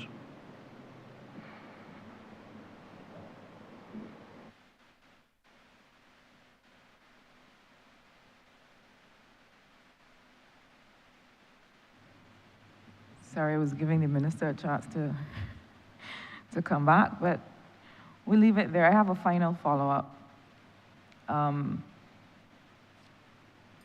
The need for innovative approaches to construction and maintenance is a function of demand. When I sit in my constituency office every week and hear from people about their housing needs, invariably they will say, I have an application in NHC since, and some of it dates back to my birthday. This is not news to you, Minister, and this is a national challenge. This is not one that you may shoulder primarily, but you do not shoulder alone, because this relates to all kinds of issues at the national level. But I remain concerned about the management of applications and response, and being able to give applicants a real answer. That may include things like offering other kinds of solutions that may not be strictly within the purview of the Ministry of Housing or NHC. What I would like to see improved is clients' sense of assurance, either a yes, a no, this is in 6 years, this is in 10 years, this is something that is not within our scope, something. What is your approach to being able to manage the thousands of applications and new requests that the ministry is receiving for housing? Honourable Member, thank you for that question. And you're quite correct. We must do better when it comes to communication with the list of clients that exist in our database. What we are currently doing, Honourable Member, is that we are looking at our database of clients more as a knowledge-based database where we can mine information so that we can provide solutions, housing solutions, which are better suited to our customer base. And the truth is that these individuals that have been waiting, as you said, since you were born, and the truth is that I get letters all the time. I meet people everywhere, and they tell me that they've been waiting for 20 years, 25 years. Some of them have dropped out of the list, and the truth is that those individuals in this database that have been waiting for all these years, they must be given priority to any developments that we have. And the Prime Minister and the Cabinet have set the policy for, along with the Ministry of Housing, that this is how we have to approach this list, that these individuals must be given priority to any new developments that we have going forward. And the truth is yes, we have to pay better attention to their needs and be more communicative with these individuals on how to go about acquiring a mortgage. And in those situations where you may fall short, then what other solutions do we have for you, our customer, our client? And the truth is, as I said earlier, we are crafting different solutions for them, such as in the social mortgage program, rent to own. But we need to pay attention to their needs. And the truth is that going forward, under my guidance and leadership, we will be using more of a client-based methodology and approach in the way in which we allocate housing.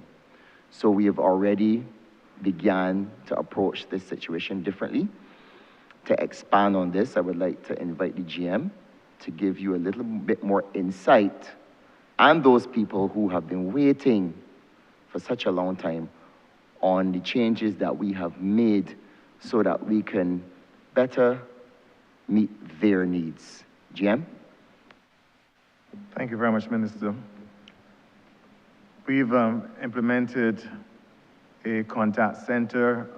The contact center is still at an early stage, but the idea here is that applicants, when they call or when they walk into the National Housing Corporation, that they can now go to a section where they can sit and have their applications and so on filled out for them. At the said time, one of the challenges that we are facing at National Housing is the fact that the depletion of the units that we have because of the 20-year program and the tenantries program and so on that is giving these units to persons. We now don't have the quantum of units that we had previously. We know that there's a commitment to build 10,000 houses over the next 5 years, and quite a few of them will fall under the social mortgage initiative, so that we can only hope that there will be an increase in the amount of units and houses, even as we go now to set to lets and we go to and we stay with high-rise buildings, that we'll be able to offer more units to those persons who are now making applications to us.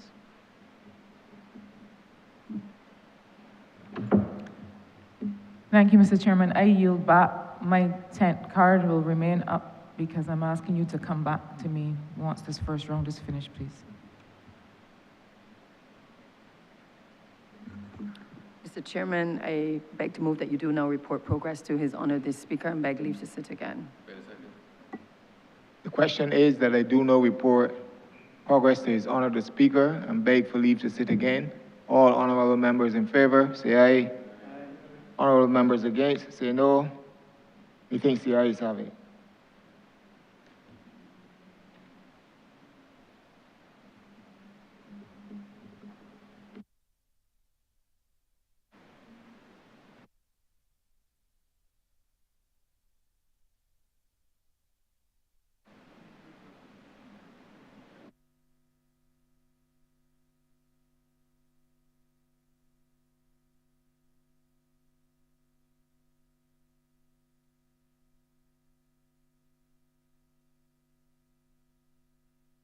The chairman has reported progress and requests leave to sit again. Honorable Leader of Government Business. Thank you, Mr. Speaker. I beg to move the suspension of the House until 12:20. The question is that this honorable chamber be suspended until 12:20 p.m. All those honorable members in favor, please say aye. Those against, please say no. We think the ayes have it. This honorable chamber stands suspended until 12:20 p.m.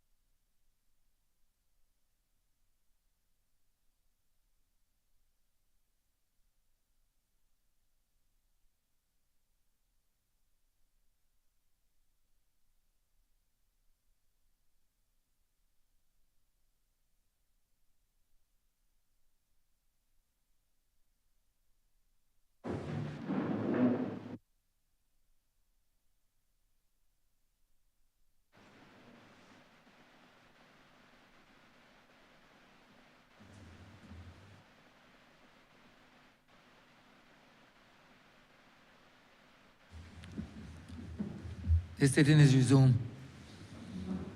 Prior to the break, we were debating the Appropriation Bill 2026. We return to the Appropriation Bill 2026.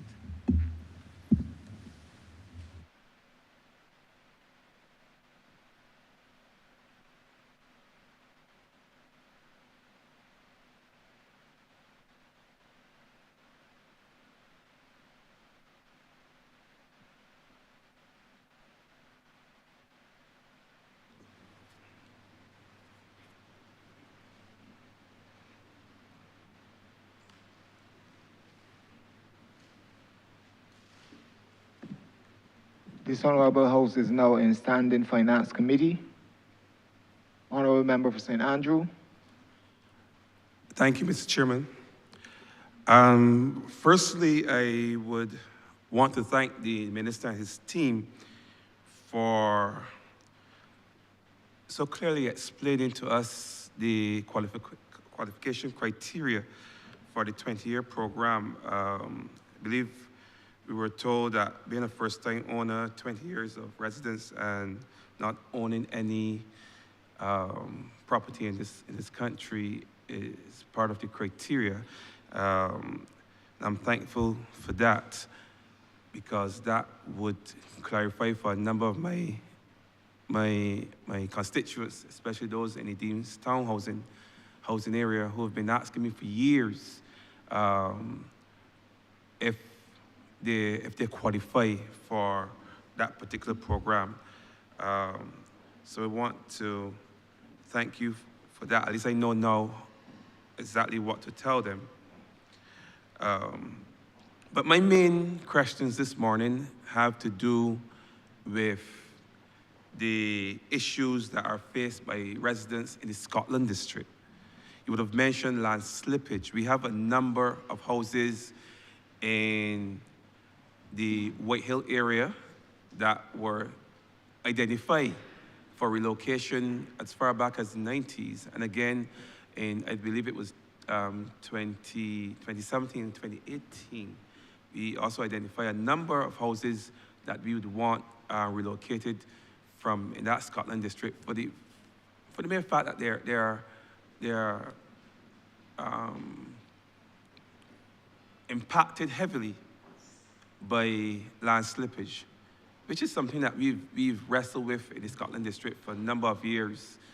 But just like our road infrastructure and our bridge infrastructure, we're seeing now with the impact of the climate crisis and perhaps some other factors that may be more to do with the disposal of the sewage, we are seeing a number of houses now cracking and falling, not only in White Hill, but also in Chalky Mount, where we have a number of houses out there that are also starting to slip into the gully, literally slip into the gully. What I would want to know, Minister, what are your plans for treating to these houses, especially those in the Scotland district? I'm sure my colleague from over in St. Joseph have a similar challenge, especially in Spa Hill and those places where we have seen land slippage in the past couple of months. What are the plans in the ministry to treat this particular problem as peculiar, in many cases, to the Scotland district? Honourable Member, thank you so much for your question. I'm happy to say to you that yes, the ministry is committed to the 20-year program, but I must say that historically it has been done in an ad hoc manner, and what I will take the NHC and its board to task is to regularize this so that individuals know how we're going about in applying this program. In reference to your comments on the land slippage and the obvious necessity to relocate individuals, we do have an active program there, and I would like to invite Ms. Nicole Johnson to address this matter. Good morning. Yes, there is a program. We have a relocation ongoing for the White Hill to Farmers relocation. The persons that we would have originally identified for relocation, the majority of those, at least 15 of those have been relocated. We just have 4 remaining from that original relocation to recite. Yes, we have had some additional relocations coming on, which has sort of put some strain on the ministry, because then we have to now look for additional sites to place those persons to, because we would not have been looking or had not have budgeted for those persons. So we then had to put in additional funds then to seek to relocate those additional households, especially those that came in with the Scotland district relocation. So we have now made provisions for those additional persons from the Scotland District Rehabilitation Relocation Project. We've also done the survey work for those persons who are affected at Spa Hill and Moose Bottom. We've put in funds for those, and we will be looking to do the relocation for those persons to sites owned by the state and the NHC during this financial year. Thank you. I'm sure persons living in Moose Bottom and those persons in White Hill would be happy to hear that the ministry is hard at work in having their houses relocated.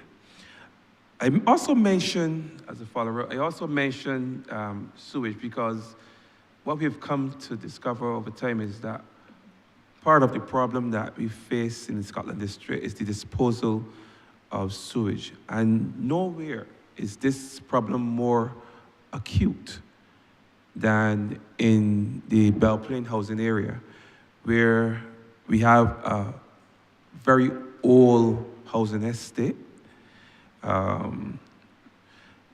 But I think we have an equally aged sewage system that is no longer fit for purpose. And to be honest, I think some of the houses down there are no longer fit for purpose, to be perfectly honest. So if you can tell me what are the plans in the ministry to address not only the sewage situation that we have in the Belle Plaine housing area, but also perhaps some of these older housing estates where Honourable Member, that is a new question. It is a new question, Honourable Member. You are not permitted to ask it now. You will yield and come back to the question. It is a new question. You first asked about the situation with the persons moving and such like. That's what you spoke about.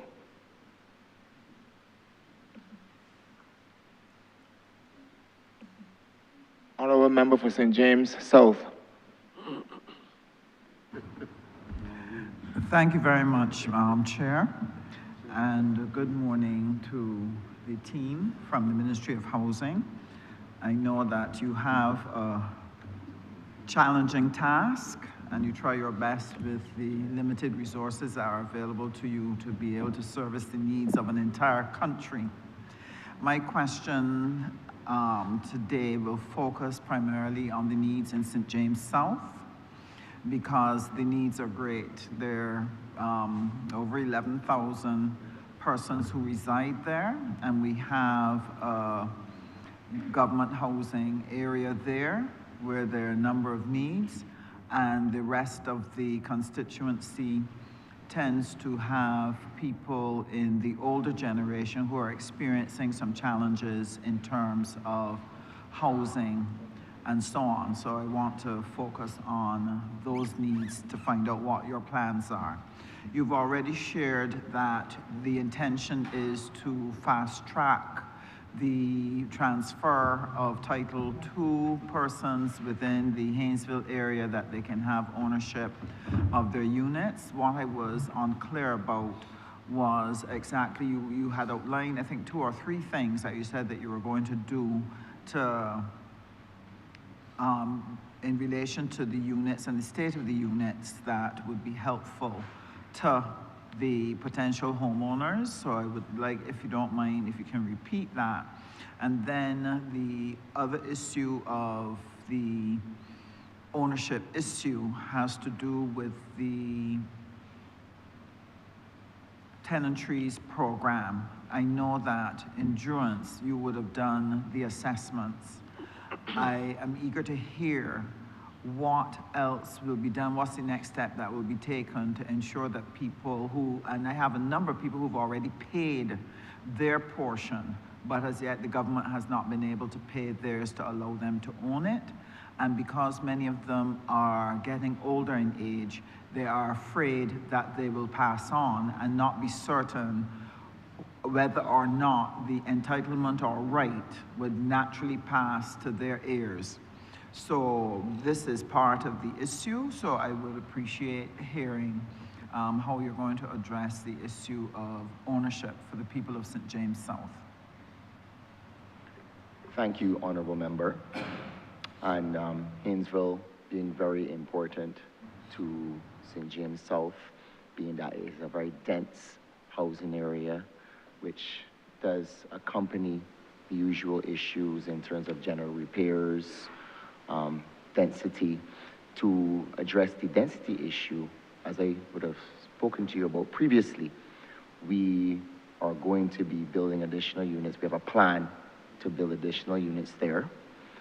In terms of the 20-year program, I would like to invite the CLO to give you the hard facts on where we are and the route that we will take to travel to be able to empower these individuals who are very important to you and that constituency.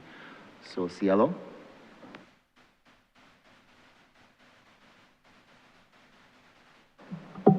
Thank you. Haynesville. Haynesville is one of the next areas that will be in the second batch for where it's proposed that units will be transferred by an act of parliament. We're currently pulling all the necessary files. These will be instances where persons would have been issued the offer letter before stating that you qualify for the free transfer of the unit. So we're reviewing all of those files, making sure we have the necessary certificates on file, and wardens have actually started to go in the field already. They were there last year just trying to compile the information. So within approximately 2 weeks or so, we will have a pretty good idea as to where we are with Haynesville in terms of further transferring, preparing that list to, for the transfer of the units. So at this stage, I can't give you the specific number, but suffice it to say it is being worked on. Now, part of the challenge associated with the transfer of the units are the issues pertaining to the sewage. And I know that there have been issues, you've experienced issues with people building and presenting a challenge now where the building, the extension now sits over a well and things like that. And I believe the issue of sharing the wells, the issue of the firewalls and so on, all of these have been challenges to this process. I just want to know what progress you are making and when can the people of Haynesville look forward to some resolution on those matters so that we have a very smooth, relatively trouble-free transition to ownership.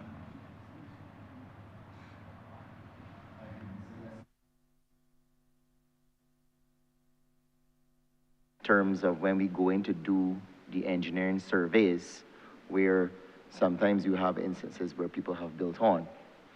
Now, what we have done is that we are seeking to regularize the way in which we do assess those issues. And I will let the CLO again tell you how we are treating to those. In relation to the whole issue of the sewage, NHC will still be ultimately responsible for maintaining and doing the necessary visits to the location to remove any sewage, maintaining the wells. Those are areas which are common areas. So we are not transferring any shared interest in the common areas to the tenants. So that will be our ongoing responsibility to deal with that. So we will still remain a presence in all of the estates that we are transferring to the qualified tenants. In relation to the electrical upgrades, we already gave that a commitment to do that. A number of them have already been completed. Any outstanding, we will still continue to do so. I think that's the main thing, the electrical upgrades, and then the engineering certification. In instances where we would need to have those certificates, engineers will be selected, but for the most part, a number of the units in Haynesville, we obtain the certificates of compliance from back then the chief town planner, now the director of planning and development. So we're in a position where we can convey some of those units. One of the challenges that I recognize we have going forward is the issue of public education. The expectations that Barbadians build around the issue of being in a rental unit, where we want to transfer responsibility, learn to take responsibility for repairing and taking care of the maintenance and so on. These are challenges because many people have built up over time the notion that government should at all times be the one repairing the home and so on. As well as when those properties are transferred, I believe that one of the things we need to be able to do is to have like an owners association and use those as a means to educate people to their responsibilities, that they now have to save some money to put towards maintenance, that they now need to act responsibly in relation to the disposal of their garbage or the use of the common facilities. There are a whole set of things that I think we need to do some additional preparation on. So I would like to know to what extent the ministry is looking at developing such a program which will help to smooth the expectations of people and allow them to embrace the unit as a gift and not find themselves feeling dissatisfied because their expectation was not met as to how this should now work for them. Thank you, Honourable Member. And you're quite correct. You would have heard the Honourable Member for St. Michael South Central speak on Valerie and the issues of maintenance that we have there. There are a number of ways of approaching this. And one of the things that the ministry through the NHC is looking at is in this general repair and beautification drive, what we will be seeking to doing is looking to see how we can bring on some of the young people in those specific areas. So in Haynesville, for instance, Honourable Member, we will be partnering with you to see how we can bring on some young people in that area that we can bring on the program to beautify, landscape, maybe learn a skill from a leader in the area who is a bit more experienced and wise. And our experience with this is that when you bring on people who have some connection to the area, they will then, in essence, treat those places with more respect. And it will have the added benefit of transferring skills to young people in that area. So I've spoken to the general manager, and I will have the conversation with the board, where we'll look to also empower these young people in these areas so that we can have not only just a transfer of skills, which you would appreciate in your capacity as minister, but also have them have a tethering to the area where they can respect the facilities a bit more. So that is a program that we will be working on as well. Now, in relation to public education, most certainly this is a worthwhile endeavor, and we will look at ways that we can not just say, here you go, here's the title, and what comes next. It's a responsibility that you have to maintain these surroundings. So all of these are very worthwhile things that we will look into, and I thank you for that suggestion, Honourable Member.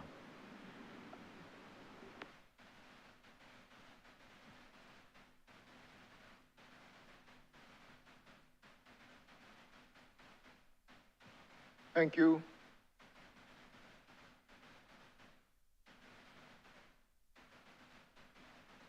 Honourable Member for St. John. Thank you, Chair. Good afternoon, Honourable Minister, to you and your team. My question is in relation to the whole project at Pool. The truth is that I'm tired of saying I don't know.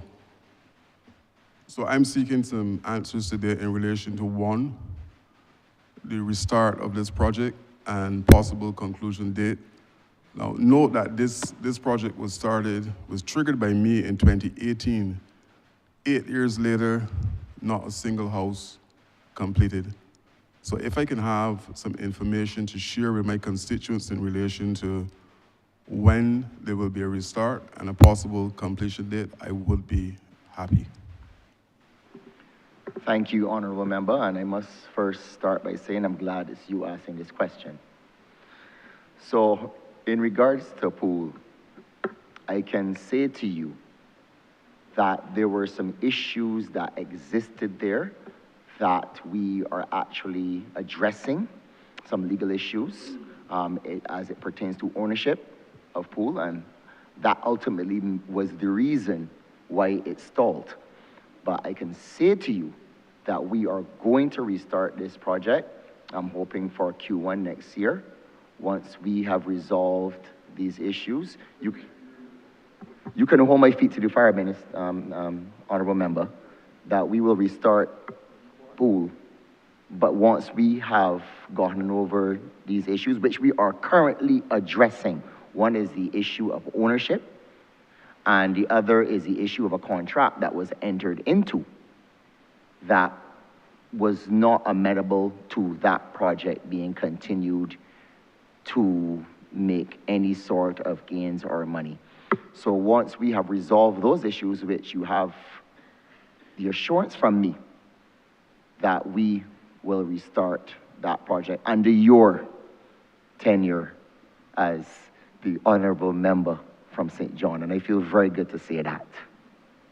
Minister, I was told that this project would have been restarted a year ago, February 2025. So I am hearing you, but can you be more specific in terms of that start date, because you're still general? Yes, sir. So I understand your frustrations, and I know that you are out there batting strong for your constituents, and this has been an eyesore for you, and let's be frank, for the ministry as well, through Hope. And the truth of the matter is that this issue was front and center on my desk to be solved. I've been in the office for 6 months previously until this time around, and I can assure you that you can tell your constituents that we will restart this project, Honourable Member. And I can tell you that I will not be going to the next budget for you to have to lambaste me on this particular matter. And that is motivation enough for me and my team to be able to deliver for you and the good constituents of St. John. You mentioned batting, so let me continue my innings. Same wicket, Chair. In light of what you're saying, the other angst at the location, the communities all around this particular project is being impacted in a significant way with coverage. 8 years, and I think the project was clean partially only once. In recent times, the land adjacent to the main road, about 12 feet or so, was cleared. But I am now requesting or asking you, Minister, that this particular location be cleaned on a regular basis to take out the coverage that is impacting the residents downwind and everything other side of this particular project. Note that they have a number of landscapers in St. John that would be quite willing to be contracted to take care of this particular Honourable cleaning. Member, this does not connect with housing construction at Pool. This cannot be directed to the Honourable Minister at this time. Chair, the Honourable area, Member. Chair, the area that I'm speaking about is Honourable actually Member, location. the ruling is that you cannot direct that question to the Honourable Member at this time. It has nothing to do with the housing. You were talking about Coach. The college is in the housing project, Chair. Honourable Member, do you have a follow-up So noted. question? I yield back, Chair.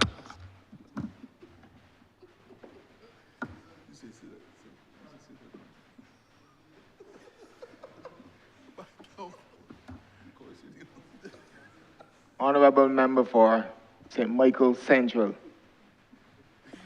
Thank you, Chair. Good afternoon. First, I want to commend the ministry for all the work that they've been doing. This question is specifically in relation to an area in my constituency, Glenderry Prison, the old Glenderry Prison. And the Honourable Member for St. Michael South Central had touched on it briefly earlier when she was speaking of the demand for the government housing. So my question is, what are the plans? What plans does the ministry have for the Glenderry Prison? Is it going to be used as a site that could possibly develop some of those very same housing units to help settle the demand? Honourable Member, thank you so much for that question. And I know for a fact that you have been very instrumental in making sure that the surroundings and the environs have been clean and debushed, and the Ministry of Housing has aided in that endeavor. In terms of Glenderry and future plans, that property is actually vested in the Barbados Tourism Investment, Inc. And you are fortunate that I was associated with that company in a previous life.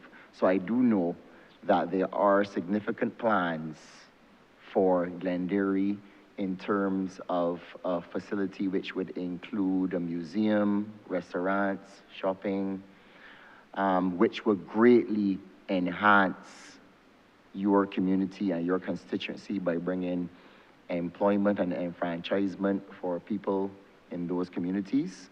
Right now, the ministry's purpose is essentially to make sure that it is clean, devoid of coach and bees' nests and such things like that. But I am pretty certain that there are big plans for Glenderry. This is a follow-up question in relation to the same demand for housing units. I heard mention of a plan for 5,000 houses in the next 5 years, but how many of those houses have actually been built thus far? And then if not many of them have been built, can the ministry give us a figure in terms of how soon we can expect at least a great majority of those houses to be built? Thank you, Honourable Member. It's a very, very good question. And as I would have said earlier, our approach to building has changed. And this policy was set from the Cabinet, and the Ministry of Housing will employ a more industrialized approach to construction using innovative building techniques. HOPE is a big part of that, and they have been partnering with contractors that have employed innovative techniques in like steel frame. We know we had the experience with East West in terms of being able to construct houses with a different approach using this like steel frame technology. It was a slow wind up, but we have learned a lot from that process, and we do believe that we are ready to take off, and this year increase the number of houses. With HOPE alone, at Concordia and at Fustic, we will be doing about 175 houses alone with HOPE. And at Fustic in particular, we've partnered with a company that is engaging in some pretty innovative techniques. We have a pilot going on with them in which we are going to start with 10 houses.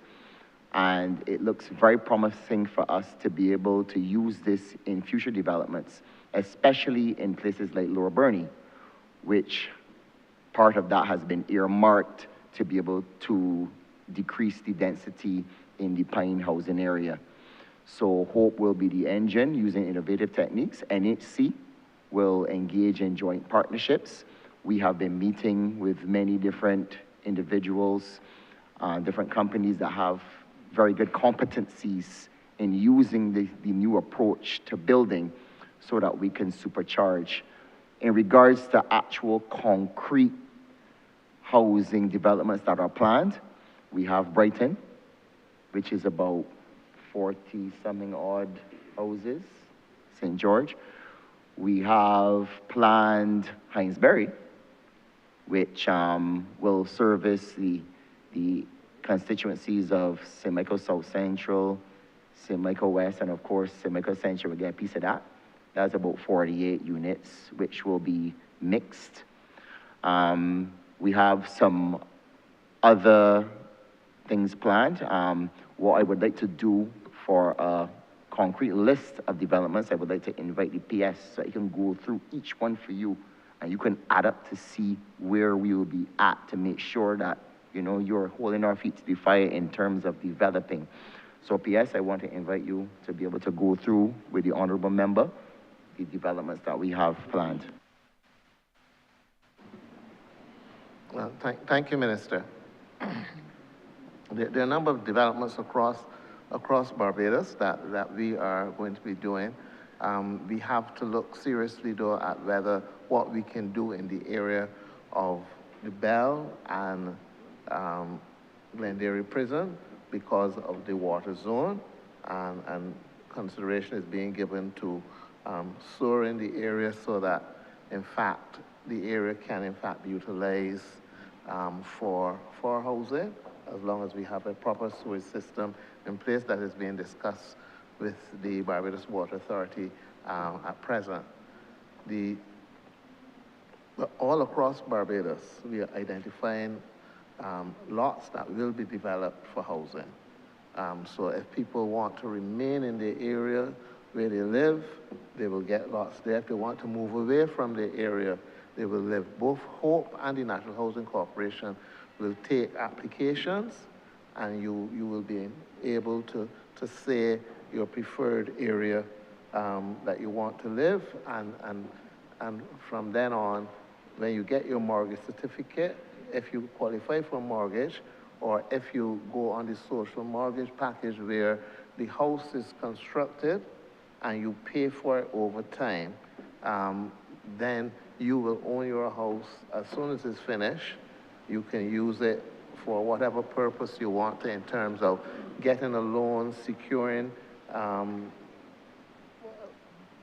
just getting things done that ordinarily you can't use the property for. It will be yours from the outset. So all over Barbados, we will be doing 10,000 houses in the next 5 years. Not 5,000, we are going to be doing 10,000. 2,000 per year between the private sector and the public sector.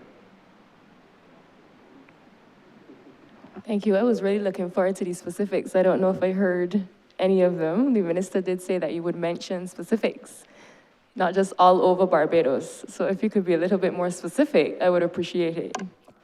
I would like, Minister, to hand over to Mr. Raymond Lord, who has got 35 or so applications at town planning at the different areas, so he can say exactly what is happening at those sites.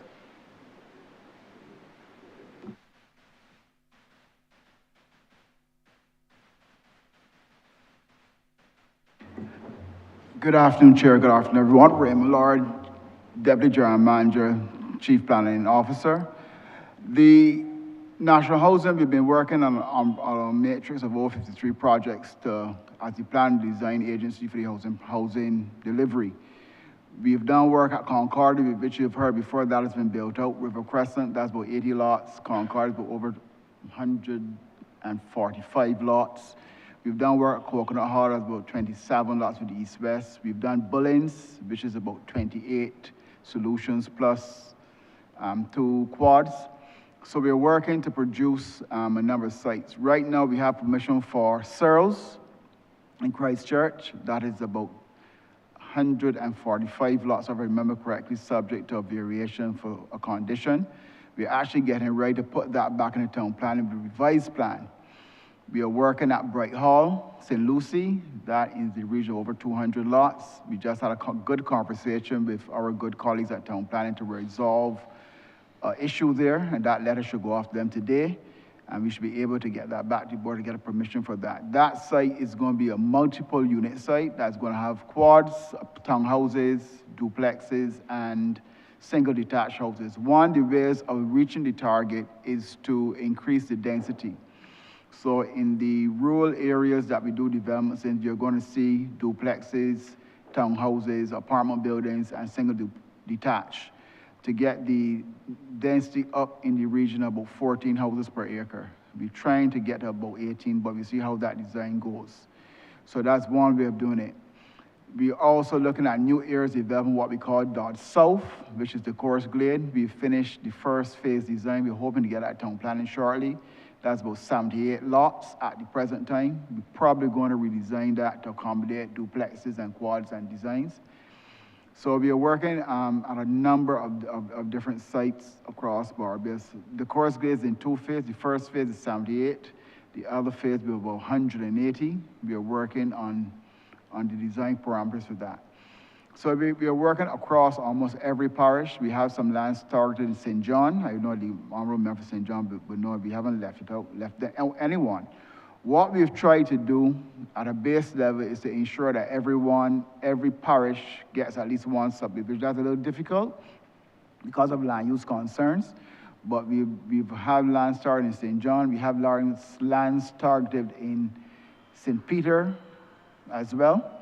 We have a development to go in at St. Joseph with Hope. We call it Branchbury West. That's about 63 units they're looking at there. We were hoping to sit with them and maybe to get an additional couple more units in, but we let their product go forward at this time. We are looking at St. Lucie. Again, government does own large tracts of land in St. Lucie, so we are looking at that as well. In the urban area, we have gone back again to the derelict housing program as maybe one of our solutions, where we can extract those lots that are derelict and put them in using a particular type of legal instrument and economic instrument to make them available for housing. Again, not using the Acquisition Act, but using with the PS1, his very, very creative ideas to see what agreements we can come to. So there are approximately, we suspect, in the region we've seen an account in the urban area about almost 1,000 derelict notices, not to say that we have derelict lots. We think if we can extract 300 of those, we can really hit the ground and do some soft housing solutions, working with the RUDC. We've been partnering with them to do that. Again, that requires a particular type of legal instrument to do, that we are doing the planning first and then come to the legal instrument after, just to identify and to work. So we are looking at some other lands through planning gains. We have planning gains at Guinea. Well, I shouldn't say that Guinea. We'll be working through that planning gain, through the planning system to do planning gains. So there's a potential for one at Guinea. We've already had access to the plot. We're just waiting for that to be finalized. That is the region of over 100 lots we'll get there. So we are working across the island to do the planning, do the design infrastructure, access the funding with Hope, and do the building. It is taking us a bit of a time because, as you know, we are still working through out of a program into development. So we're working through the HCF and other things like that to see how we get it done. There is a matrix that I have to report on to the Prime Minister. I'm sorry, I shouldn't say the Prime Minister, sorry. To report on to my Minister shortly on that we're in PS to redo, that has access to at least 1,400 acres to do housing.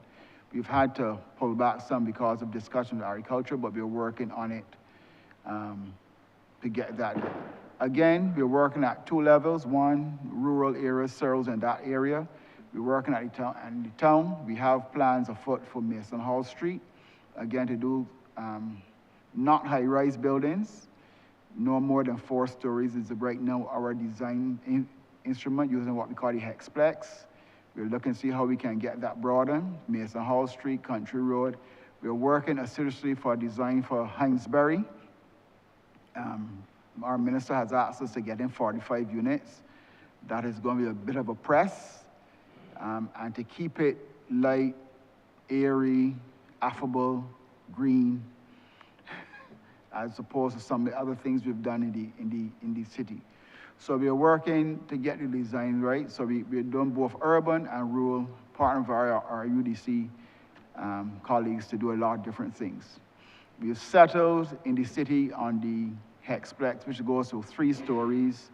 I'm hoping that we can get some additional lands at Mason Hall Street, and I'll stop here shortly, to extend that, because there's a little challenge with the taller buildings, the 4-story clusters. There are a bit of social components you have to remember when you do these buildings now, and the environmental constraints.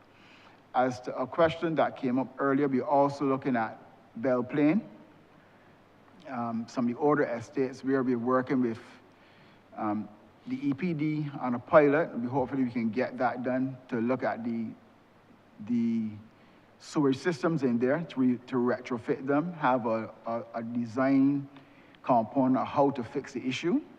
And then there's a parcel of land at Shorey Village that we hope to take whatever is the pilot from that solution to go before we go to Shorey Village, which has a similar geologic makeup, to take that pilot, that study, that design implement to go to Shorey Village to put in about 50 houses.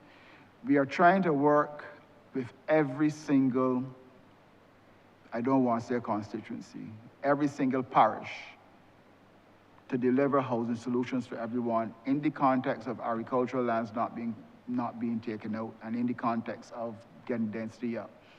So with that even in mind, we've even piloted with agriculture to do a homesteading project for agriculture. We've actually sent out the feeders. So we're working right across the island at different levels, different scopes to have that done. The major project that we have to deal with, and hopefully the ministry will deal with that for shortly, is the Lower Burning project, which is to impact a number of people. That is 40 acres, 20 allocated to Hope, 20 to us for joint ventures and other policies. Now we're working through the procurement process for that, and hopefully we can get that resolved and we have planning permission in place so that everything's in place. So we're hoping to get all those projects done. There's been a lot of planning. We have to measure twice and cut once, because we can't come back and say we spent the money badly. That doesn't work anymore. That doesn't work. We're not into that. So we have to look at those areas. So we've done in the region of planning for almost, I think there are 15 major sites listed in the document that we've looked at, in excess of over 2,000 lots. So we hope, we should, when we get through the planning process, the design process will hope be counting the numbers, getting them right. We should be able to start the delivery process again. Thank you for that thorough response, Deputy GM. I yield back.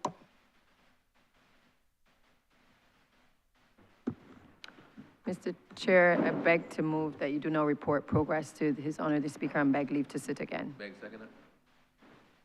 The question is that they do not report progress to His Honor the Speaker and beg for leave to sit again. All honorable members in favor, say aye. Honorable members against, say no. Methinks the ayes have it.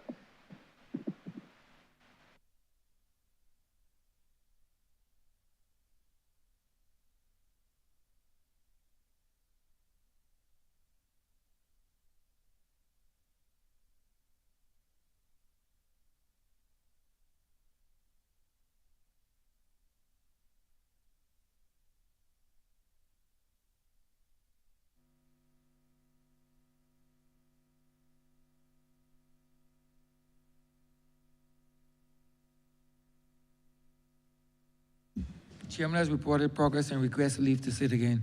Honourable Leader, Government Business. Thank you, Mr. Speaker. I beg to move the suspension of the House until 2:30 p.m. The question is that this Honourable Chairman be suspended until 2:30 p.m. All those honourable members in favor, please say aye. Those against, please say no. We think the ayes have it. This Honourable Chairman stands suspended until 2:30 p.m.